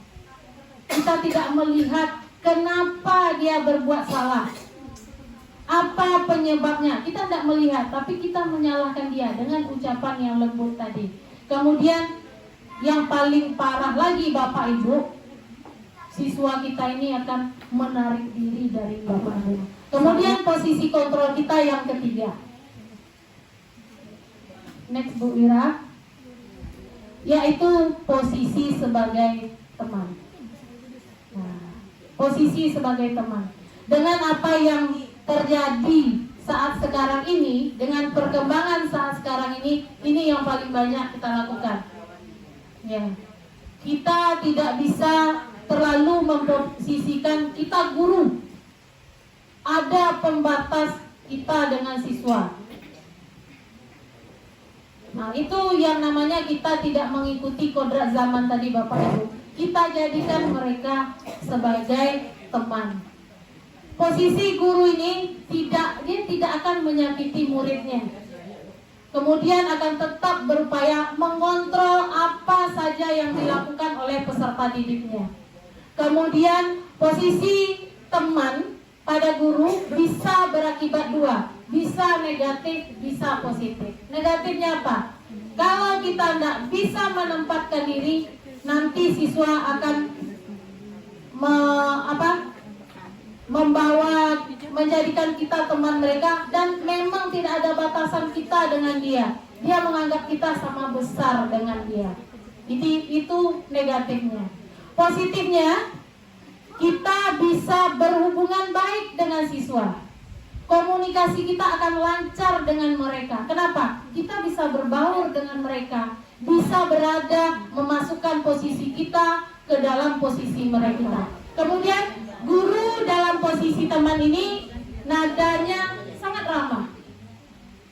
ramah, cenderung bersenda gurau dengan siswa, dengan murid. Kita tidak boleh terlalu tegang dengan siswa Bapak Ibu. Ya, sama dengannya kita belajar di kelas monoton ceramah saja itu tidak akan menarik bagi siswa kita. Guru di posisi teman ini sering mengungkapkan kata-kata seperti ini. Ayo bantulah, ini demi ibu. Nah ayo, ingat tidak bantuan ibu selama ini sama Anda. Kemudian ya sudahlah, kali ini tidak apa-apa, nanti ibu bantu deh untuk menyelesaikannya. Seorang teman sering mengungkapkan kata-kata seperti itu Bapak Ibu. Tapi ucapan kita, posisi kita sebagai teman itu ada dampaknya kepada mereka. Mereka akan tergantung dengan kita, sehingga siswa kita tidak mandiri karena cuma tergantung kepada seseorang yang dia anggap sebagai temannya. Wira, nah, posisi keempat, ya, posisi keempat yaitu posisi pemantau. Nah, seorang pemantau sangat mengandalkan penghitungan, catatan, data yang dapat digunakan sebagai bukti atas perilaku yang dilakukan oleh seseorang. Dia punya data, punya catatan, punya rekaman video, punya foto. Nah, itu sifatnya dia pemantau. Posisi ini akan menggunakan stiker, slip catatan, daftar cek, posisi. Nah, posisi ini berawal dari teori stimulus respon tadi, bahwa kita memandang orang itu sama semuanya, bahwa kita memandang ada kalah menangnya. Tetapi dalam teori kontrol itu tidak bisa digunakan Bapak Ibu. Kita tidak bisa 34 siswa kita pandang mereka sama semuanya, itu tidak sesuai dengan filosofi KHD. Setiap manusia dilahirkan memiliki keunikannya masing-masing, memiliki perbedaannya masing-masing. Contoh, nah itu posisi pemantau, gurunya berbicaranya agak lebih datar. Terlalu lembut kata Bupi, lebay enggak juga, terlalu keras enggak juga, tapi dia datar saja, tidak emosional, tidak ada senda gurau antara dia dengan siswa. Ya, guru ini senantiasa memantau kegiatan siswa, tapi mempersiapkan sanksi yang akan diberikannya kepada siswanya. Kemudian sisi pemantau ini, gurunya selalu berucap seperti ini. Contohnya, peraturannya apa nak? Nah, apa yang kamu lakukan? Nah, seperti itu ucapannya. Ucapannya datar aja, tidak ada emosi di antara dia, dan tidak ada senda gurau atau bergurau dia dengan siswa. Tetapi dia memantau seperti itu, dia persiapkan sanksi yang akan dia berikan kepada peserta didiknya. Apakah saya di posisi ini? Lengkap dengan catatan, dengan data, dengan rekaman video, rekaman foto kejadian. Kita baca diri kita. Kemudian apa dampaknya kira-kira kalau kita berada di posisi ini? Murid akan menghitung, saya lakukan ini, pasti ini yang dapat. Saya berbuat baik, saya akan dapat hal baik juga. Kemudian dia akan melihat ada hadiah, ada hukuman, ada konsekuensi yang akan dia terima. Itu untuk posisi pemantau. Next, Bu Wira. Nah, posisi kelima, posisi seorang manajer. Bu Resi, kita bukan manajer, kita guru. Tapi ada posisi kita manajer, kita belajar. Nah, manajerial. Nah, posisi manajer adalah posisi di mana guru berbuat sesuatu bersama dengan murid. Apapun yang dia lakukan, dia libatkan peserta didiknya. Contohnya yang dibuat Bu Mira tadi, membuat keyakinan kelas. Berarti posisi Bu Mira ketika itu adalah sebagai seorang manajer, melibatkan peserta didik dalam kegiatan yang dilakukannya. Kemudian dia akan mempersilahkan peserta didiknya bertanggung jawab dengan apa yang dilakukannya. Kalau kamu lakukan ini, ya tanggung jawablah kamu. Kalau seperti ini tanggung jawab yang harus kamu emban. Itu seorang manajer. Kemudian seorang manajer, seorang guru yang di posisi manajer, dia nada suaranya netral saja. Kemudian tidak emosional, tidak terlalu ramah dengan peserta didik, tapi tidak juga bernada tinggi. Nah, ini kemudian ucapan-ucapan seorang manajer itu seringnya seperti apa? Apa yang kita yakini? Ingat kan apa yang kita yakini di kelas kita? Masih ingat Ananda keyakinan kelas kita? Itu posisi seorang manajer. Kemudian apakah kamu meyakini apa yang menjadi dasar atau keyakinan kelas kita? Nah, itu jika kamu memperbaiki ini, hal ini menunjukkan apa tentang dirimu. Itu ucapan-ucapan seorang manajer. Nah, kalau Bapak mau naik pangkat, apa yang harus Bapak lakukan? Apakah menurut Bapak naik pangkat itu penting? Nah, itu posisi seorang manajer, Bapak Ibu. Dia melibatkan kita berpikir mencari solusi dari apa yang terjadi. Itu. Kemudian apa dampaknya? Kalau kita selalu berada di posisi manajer ini, apa dampaknya? Menjadikan murid menjadi mandiri. Kadang mandiri ini dia tak peduli juga dengan kita, karena dia berpikir dia akan bisa melakukan semuanya. Kemudian dia lebih percaya diri dalam memecahkan masalah. Mudah-mudahan siswa kita percaya diri, tapi tetap di bawah pengawasan kita. Tanpa kadang di kelas, karena kita percaya kepada ketua kelas, kadang dia melakukan seenaknya dia saja, tidak memberitahu apa yang akan dia ambil tindakan kepada wali kelas. Nah, itu bisa terjadi kalau posisi manajer ini tidak pas kita laksanakan, Bapak Ibu. Dah. Nah, Ren, apa peraturan sekolah kita tentang jam berapa kita harus masuk sekolah, Nak? Kita harus di sekolah jam 7, Bu. Iya, betul. Sekarang sudah jam 7.20. Naren sudah tahu konsekuensinya jika terlambat hadir? Paham, Bu. Saya harus tinggal kelas pas jam istirahat selama 20. Cara-cara kita menghadapi siswa. Sekarang muncul dari 5 posisi tadi, ya Bapak Ibu. Apakah kelimanya yang dari 1 sampai 4 harus dihilangkan, Bu Resi? Tidak. Posisi kita yang 5 itu yakinlah dalam diri kita ada. Tapi kapan harus kita keluarkan, Bapak Ibu? Nah, tergantung pistol, tergantung jangan salah-salah sebut ya, Bu. Posisi kontrol. Ya, tergantung kita. Tapi yakinlah ya. Yakinlah Bapak Ibu. Ya, yakin bahwa kita akan mampu merubah. Saya yang selama ini kekeh selalu berada di posisi pemarah, dengan yang saya ketahui sekarang saya akan berubah. Bukan berubah langsung ke manajer, enggak. Saya akan berangsur-angsur. Ketika berhadapan dengan siswa ini, posisi ini yang saya keluarkan. Ketika saya berada dengan siswa B, posisi ini yang pantas saya lakukan. Ketika saya berada dengan Novaldi, ya Bapak Ibu, kadang siswa merasa cemburu. Mami, terlalu istimewa seorang Novaldi Mami perlakukan.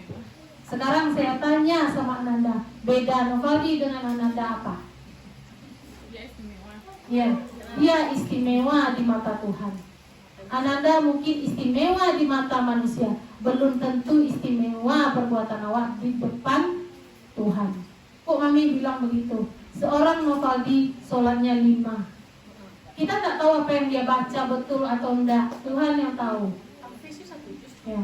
Novaldi hafal An-Naba 1 sampai 40. Ananda yang menyatakan Ananda lebih hebat dari dia, lebih normal daripada dia, lebih waras daripada dia. Trikul hafal. Mungkin di mata Ananda di mata manusia Ananda lebih jauh tinggi derajatnya.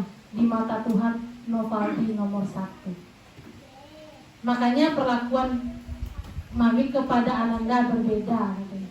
Kalau seperti seorang ini yang biasa keras, ya seperti itu pula kita melakukannya. Jadi Bapak Ibu, posisi kita itu tergantung kapan harus kita, sama seperti yang disampaikan Bu Wira, pistol itu kita luncurkan, kita tembakkan sesuai dengan kondisinya.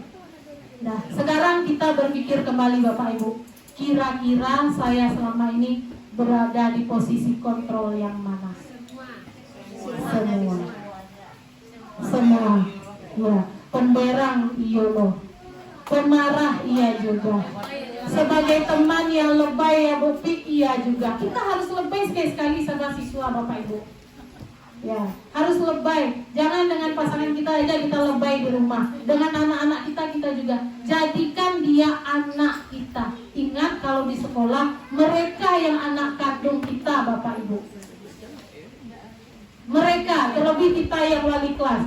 Anak dalam kelas itu adalah anak kandung kita.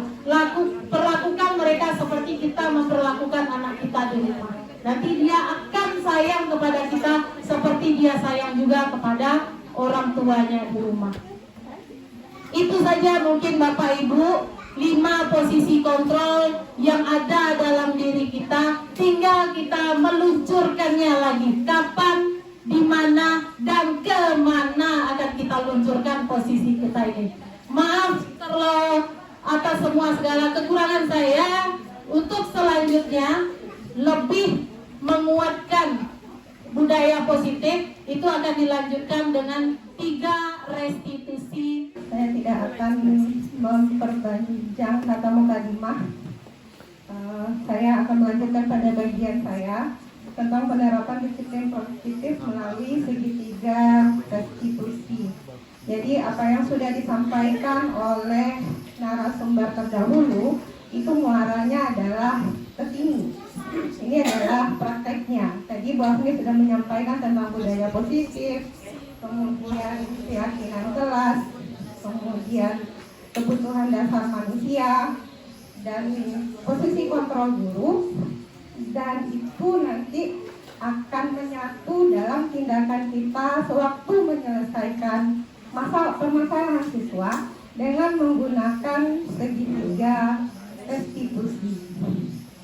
Jadi apa yang disampaikan oleh teman-teman tadi, kami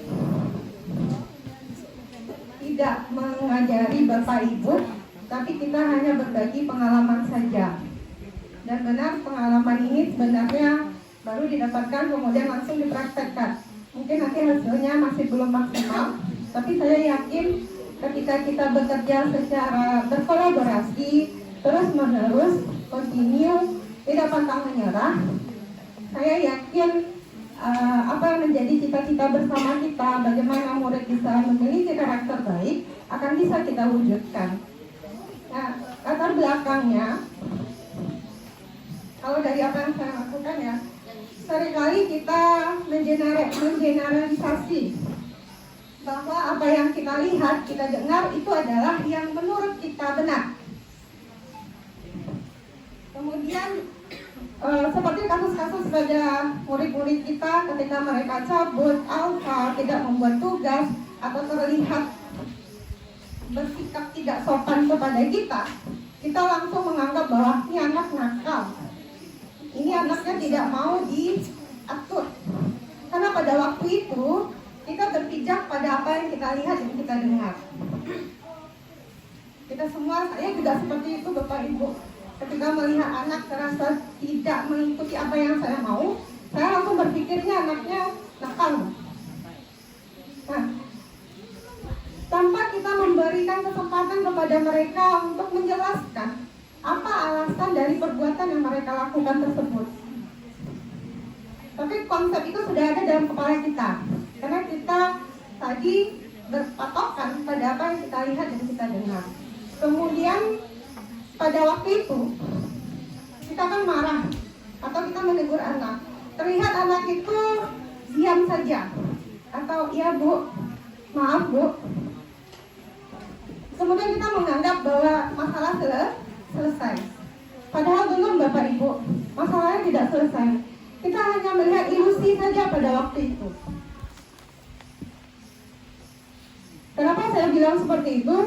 Karena pada waktu itu tidak muncul kesadaran dalam diri murid, atau tadi yang disampaikan oleh Bu Afni, kesadaran intrinsiknya. Yang muncul hanya kesadaran ekstrinsiknya. Karena pada waktu itu kita marahi, kita berikan hukuman. Nah, Bapak Ibu, kalau kita mau jujur dengan kondisi apa yang ada di sekolah kita hari ini, sebenarnya itu yang terjadi. Kita sudah punya budaya positif, Bapak Ibu. Itu terlihat dari aturan-aturan aturan-aturan sekolah yang sudah kita miliki, itu semuanya adalah budaya positif. Seringkali kan kita bertanya, apa lagi yang kurang ya? Kenapa ketika anak kita sudah beri sanksi, sudah dipanggil orang tua, sudah diberikan hukuman misalkan, ternyata mereka masih mengulangi hal yang sama. Karena itu tadi, karena kesadaran mereka hanya pada waktu dia diberikan hukuman, tidak muncul dari dalam dirinya. Nah, dengan menggunakan segitiga restitusi, disinilah kita sebenarnya mencoba membangun kesadaran diri murid, yang sebenarnya itu dimulai dari keyakinan kelas yang di awal tadi kita lakukan. Jadi, kalau menurut saya, untuk melaksanakan segitiga restitusi, sebaiknya masing-masing kita itu sudah punya keyakinan kelas masing-masing dulu. Karena di sini kita mengingatkan mereka kembali tentang nilai-nilai kebajikan yang mereka percayai dan mereka yakini. Nah, ini jadi yang restitusi itu apa? Restitusi adalah proses menciptakan kondisi bagi murid untuk memperbaiki dirinya, sehingga mereka bisa kembali ke kelompoknya dalam kondisi lebih terkarakter lagi. Jadi kalau kita biasanya memarahi murid, kemudian kan murid itu terlihat ya marahi, ya Bu, nggak akan diulang lagi. Tapi sebenarnya ketika dia kembali ke dalam kelompoknya, dia masih menjadi pribadi yang gagal. Karena dia tidak memahami tentang apa yang dia lakukan. Yang dia tahu menurut guru itu salah. Kemudian kalau salah, maka kita akan dimarahi atau ditegur atau diberikan hukuman. Nah, ini yang saya sampaikan tadi, untuk supaya lebih efektif penggunaan segitiga restitusi kita, sebaiknya dimulai dengan kita melakukan keyakinan kelas. Nah, ini beberapa contoh keyakinan kelas yang saya cobakan di kelas saya. Jadi ini sudah saya tempel. Kami sudah melakukan proses seperti tahapan yang sudah disampaikan oleh Bu Wira tadi. Kemudian ini hasilnya sih. Jadi ada 3 tahapan segitiga restitusi, Bapak Ibu. Yang pertama adalah menstabilkan identitas. Jadi tahapan dasarnya adalah menstabilkan identitas. Kemudian kita melakukan validasi terhadap tindakan yang salah. Dan yang ketiga, menanyakan keyakinan. Nah, pada konsep menstabilkan identitas, prinsipnya seperti ini Bapak Ibu. Saat kita anak melakukan kesalahan, kemudian itu sebenarnya emosinya tidak stabil. Misalkan seperti ini, anak ada yang melakukan berkata-kata kasar. Pada saat itu sebenarnya dia berada pada emosi yang tidak stabil. Emosinya sedang tinggi pada waktu itu. Maka sebagai guru kita diminta untuk menstabilkan emosi ini dulu. Karena ketika orang sedang emosi, kita ajak bicara, itu tidak akan keluar sebenarnya permasalahannya apa. Nah, menstabilkan emosi itu bisa dengan berbagai cara. Misalkan seperti ini, ada kalimat-kalimatnya ya Bapak Ibu, tapi ini tidak harus seperti ini. Karena saya yakin Bapak Ibu juga pernah melakukan dengan kalimat-kalimat yang menurut Bapak Ibu lebih efektif. Contohnya seperti ini, berbuat salah itu tidak apa-apa. Itu sebenarnya pakai koma itu Bapak Ibu, nanti ada kelanjutannya. Tapi Kemudian tidak ada manusia yang sempurna. Saya juga pernah melakukan kesalahan seperti itu. Kita bisa menyelesaikan ini. Bapak Ibu tidak tertarik untuk mencari siapa yang salah, tapi Bapak Ibu ingin mencari solusi dari permasalahan yang Anda hadapi. Kemudian kamu berhak merasa begitu. Atau apakah kamu sedang menjadi teman buat dirimu sendiri? Kalau saya melihat praktek segitiga restitusi, Bapak Ibu sebenarnya melihat ke diri saya sendiri. Ketika kita sedang salah emosi, biasanya orang salah pasti dalam kondisi tidak stabil. Maka yang dilakukan pertama adalah menenangkan hati dulu. Karena kalau orang emosi diajak ngomong, itu keluarnya ngantuk ya. Jadi kita stabilkan emosi murid ketika mereka melakukan kesalahan. Setelah kita anggap bahwa emosinya sudah stabil, sudah mulai tenang, baru nanti kita melanjut ke langkah berikut murid. Tahap selanjutnya adalah kita melakukan validasi terhadap tindakan yang salah. Jadi validasi tindakan yang salah itu yang harus kita pahami ya dari pembelajaran yang sudah disampaikan oleh narasumber tadi, bahwa setiap tindakan manusia ada alasan kuat di balik itu. Tidak ada tindakan manusia yang tanpa alasan. Jadi salah pun apa yang dilakukan itu pasti ada alasannya. Dan alasan itu biasanya dilakukan untuk memenuhi kebutuhan dasar yang kadang-kadang bagi murid kita sulit untuk menyampaikannya, Bapak Ibu. Misalkan kalau di kasus saya ya, yang paling sering itu adalah anak terlambat masuk di jam saya dengan alasan makan dulu. Makan dulu, Bu. Nah, itu kan sebenarnya dia sedang memenuhi kebutuhan dasarnya, cuma caranya yang dia tidak mampu membedakan mana yang baik, mana yang benar. Menyampaikannya itu yang dia tidak bisa. Nah, kemudian restitusi sebenarnya tidak menyarankan bahwa guru bicara ke murid bahwa melanggar itu boleh, tidak seperti itu. Tetapi restitusi itu lebih kepada bagaimana kita menyadarkan murid, tapi melalui kesadaran intrinsiknya, bahwa apa yang dilakukannya adalah sebuah kesalahan. Kemudian dari kesadaran itu muncullah keinginan untuk memperbaiki dirinya berdasarkan nilai-nilai yang dia yakini. Nah, seperti yang dalam validasi tindakan yang salah, ada beberapa kalimat yang bisa digunakan. Sama seperti yang tadi, ini tidak kaku dan daku ya Bapak Ibu. Yang pertama, padahal kamu bisa melakukan hal yang lebih buruk lagi ya. Kemudian kamu pasti punya alasan mengapa melakukan hal ini. Kamu patut bangga pada dirimu sendiri karena kamu telah melindungi sesuatu yang penting buatmu. Kamu boleh mempertahankan sikap itu, tapi kamu harus menambahkan sikap yang baru.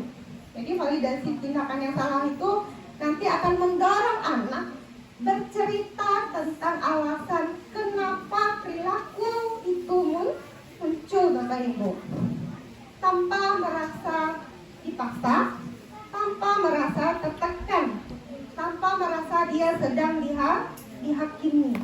Nah, pada posisi ini anak akan berbicara dengan jujur. Nah, setelah melakukan validasi tindakan yang salah, langkah berikutnya adalah kita menanyakan keyakinan. Nah, pada langkah ketiga, menanyakan keyakinan, itu setiap tindakan tadi sudah dijelaskan bahwa memiliki suatu tujuan untuk memenuhi kebutuhan dasar. Kalau kita memahami kebutuhan dasar apa sebenarnya yang ingin dipenuhi anak, maka kita akan menemukan cara-cara efektif untuk memenuhi kebutuhan tersebut. Kemudian pada menanyakan keyakinan ini ada beberapa pertanyaan yang bisa digunakan. Apa yang kita percaya sebagai sebuah kelas atau keluarga? Kemudian apa nilai-nilai umum yang kita sepakati bersama? Apa bayangan kita tentang kelas yang ideal? Kamu mau menjadi orang seperti apa? Kalau saya dalam video saya menanyakan seperti ini.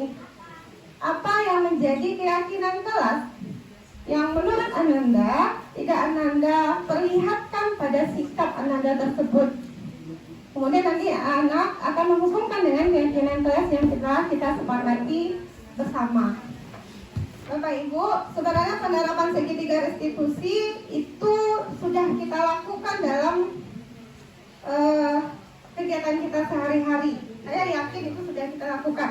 Contoh ketika anak salah, kita kan sering bertanya ya Bapak Ibu, kenapa kamu begini?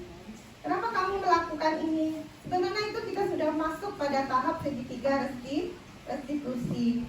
Cuma seperti apa yang disampaikan oleh Bu Resi tadi, idealnya segitiga restitusi itu harus sejalan dengan posisi kita sebagai seorang manajer. Idealnya. Tetapi kan kita juga berproses menuju ke arah sana. Nah, kemudian penggunaan segitiga restitusi itu juga sifatnya fleksibel Bapak Ibu. Jadi harus melalui 3 tahapan itu tidak. Tergantung sebenarnya pada kedalaman permasalahan murid. Kalau permasalahannya tidak mendasar dan fundamental benar, itu sebenarnya tanpa melakukan menstabilkan identitas, itu bisa langsung kita lakukan validasi terhadap tindakan yang salah.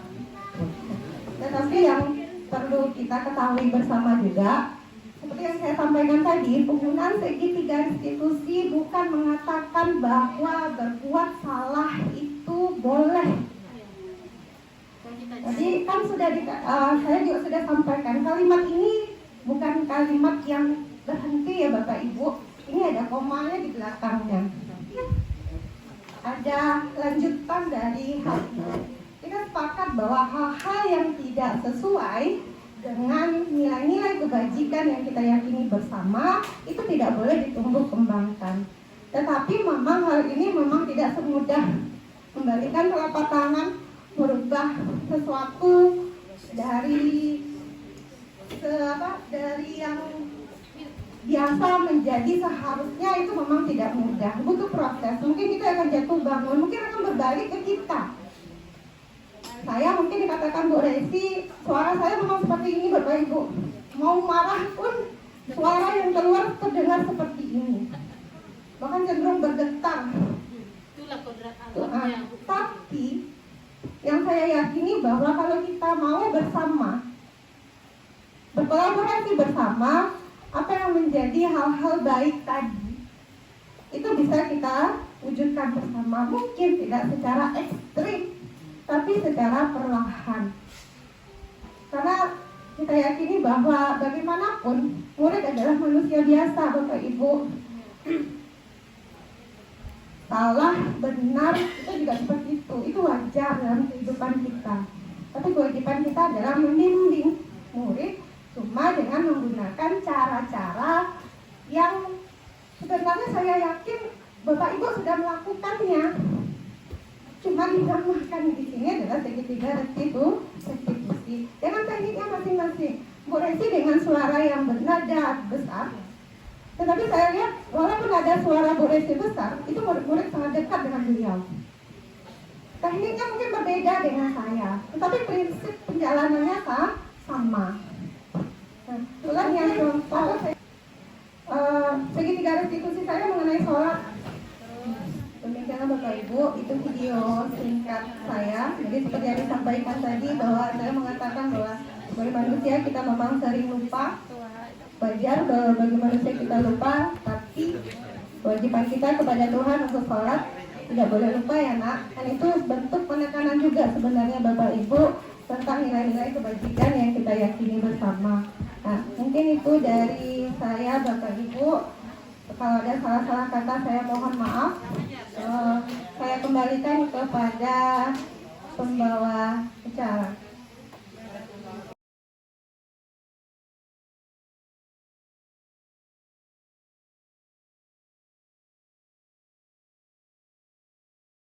Anda semua.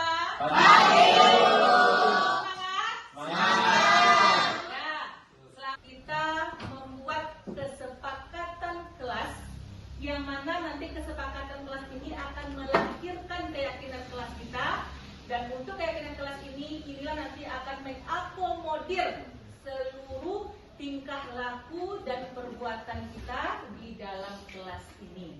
Ibu sangat berharap nanti kepada Ananda semua, tolong untuk dapat mencurahkan semua pendapatnya, sehingga dari apa yang menjadi kebutuhan Ananda dalam kelas ini, apa yang Ananda mau, Ibu mengetahuinya. Nah, sebelum kita lanjutkan pada merumuskan keyakinan kelas kita, ada beberapa informasi yang ingin Ibu sampaikan kepada Ananda semua sehubungan dengan kegiatan kita pada hari ini, yaitu merumuskan keyakinan kelas kita. Nah, ada beberapa langkah yang akan kita lakukan untuk merumuskan keyakinan kelas kita. Yang pertama, Ibu sangat mengharapkan curah pendapat dari kalian semua terkait dengan kesepakatan kelas yang akan kita rumuskan. Yang kedua, dari curah pendapat yang kalian sampaikan nanti, kita akan robah dia dari bahasa negatif menjadi bahasa positif. Nah, yang ketiga, kita nanti akan kelompokkan.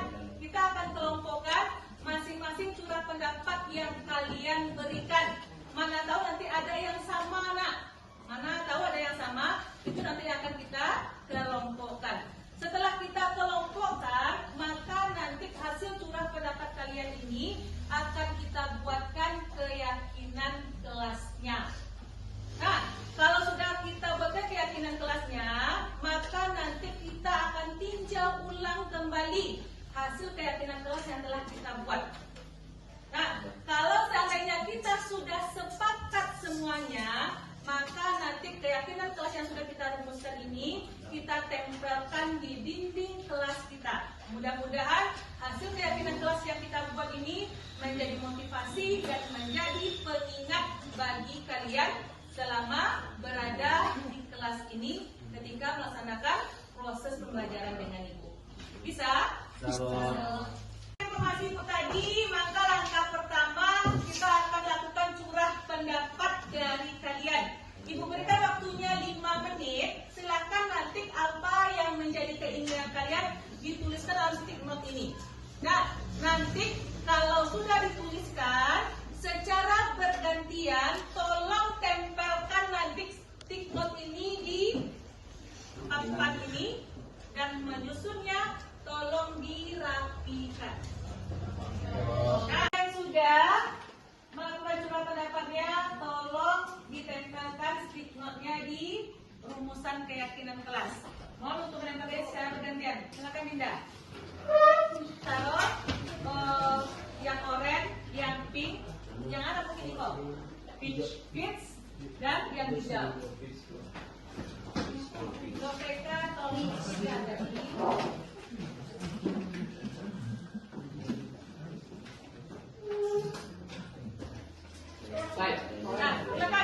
Siapa yang sudah, silakan ditempel bergantian. Mohon dirapikan ya. Yang pertama, kelas kita selalu kompak. Kumpulkan tugas tepat waktu. Ubah kalimat negatif menjadi kalimat positif. Nah, tidak ada yang terlambat. Artinya apa?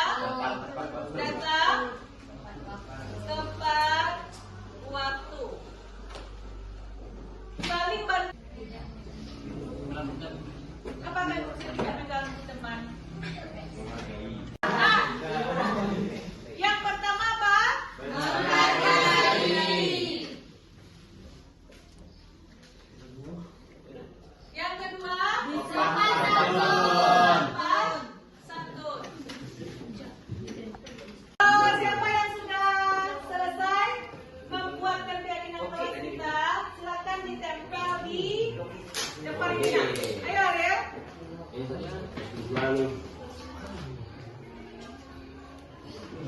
Nah, yang tadi double tip ya nak. Kalau dilepas untuk bagian belakangnya baru bisa ditempel.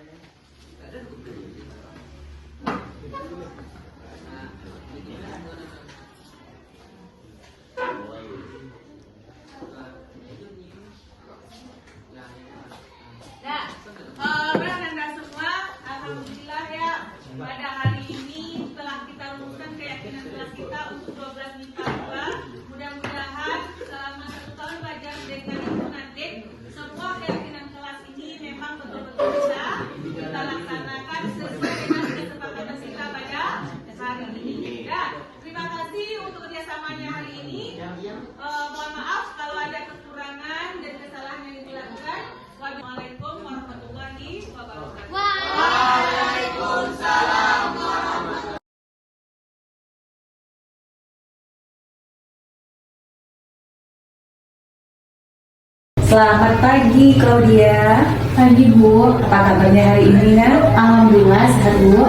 Tadi Ibu dapat kabar dari Ibu Mahmuda bahwasanya kemarin Claudia tidak mengikuti pembelajaran sejarah dengan Ibu Mahmuda. Apakah betul itu nak? Benar Bu. Kenapa? Saya kemarin pergi menonton pertandingan futsal sekolah kita Bu. Haruskah untuk memenuhi keinginan Claudia menonton pertandingan futsal sekolah kita, Claudia harus meninggalkan jam pelajaran dengan Ibu Mahmuda? Iya Bu. Kalau menurut Claudia, apakah cara yang Claudia tempuh ini sudah benar nak? Karena Ibu yakin Claudia melakukan ini pasti mempunyai alasan tertentu. Tidak Bu, pertandingan dimulai pukul 9 pagi. Saya ingin memberikan dukungan langsung untuk tim futsal sekolah kita Bu. Lalu bagaimana dengan pembelajaran dengan Ibu Mahmuda nak? Saya cabut Bu, tidak mengikuti pembelajaran dengan Ibu Mahmuda Bu. Ibu sangat paham kalau Claudia begitu ingin menyaksikan pertandingan futsal tim sekolah kita. Kalau Ibu berada pada posisi Claudia, mungkin Ibu juga akan melakukan hal yang sama. Tapi apakah Claudia harus melanggar keyakinan kelas kita nak? Tidak Bu. Claudia tahu keyakinan kelas apa yang sudah Claudia langgar nak? Menghargai waktu, peduli, dan bertanggung jawab atas diri dan kewajiban Bu. Ya, betul sekali. Nah, sekarang coba Claudia pikirkan. Besok sekolah kita akan kembali melakukan pertandingan futsal. Jika Claudia ingin menonton, kira-kira apa yang akan Claudia lakukan sehingga tidak cabut dalam pembelajaran dan Claudia bisa menyaksikan pertandingan? Saya akan minta izin kepada wakil kesiswaan dan guru yang mengajar Bu. Saya juga berjanji, setelah pertandingan selesai, saya akan segera kembali ke sekolah dan mengikuti pembelajaran di kelas. Untuk pembelajaran yang saya tinggal tadi, saya akan bertanya kepada teman dan akan menyelesaikan semua penugasan yang diberikan ibu guru tadi Bu. Nah, bagus sekali itu Claudia. Jadi Claudia harus yakin bahwasanya untuk pemenuhan setiap kebutuhan Claudia bisa dilakukan tanpa memberikan masalah baru untuk Claudia. Iya Bu. Tetap semangat ya nak. Iya Bu, makasih ya Bu. Sama-sama.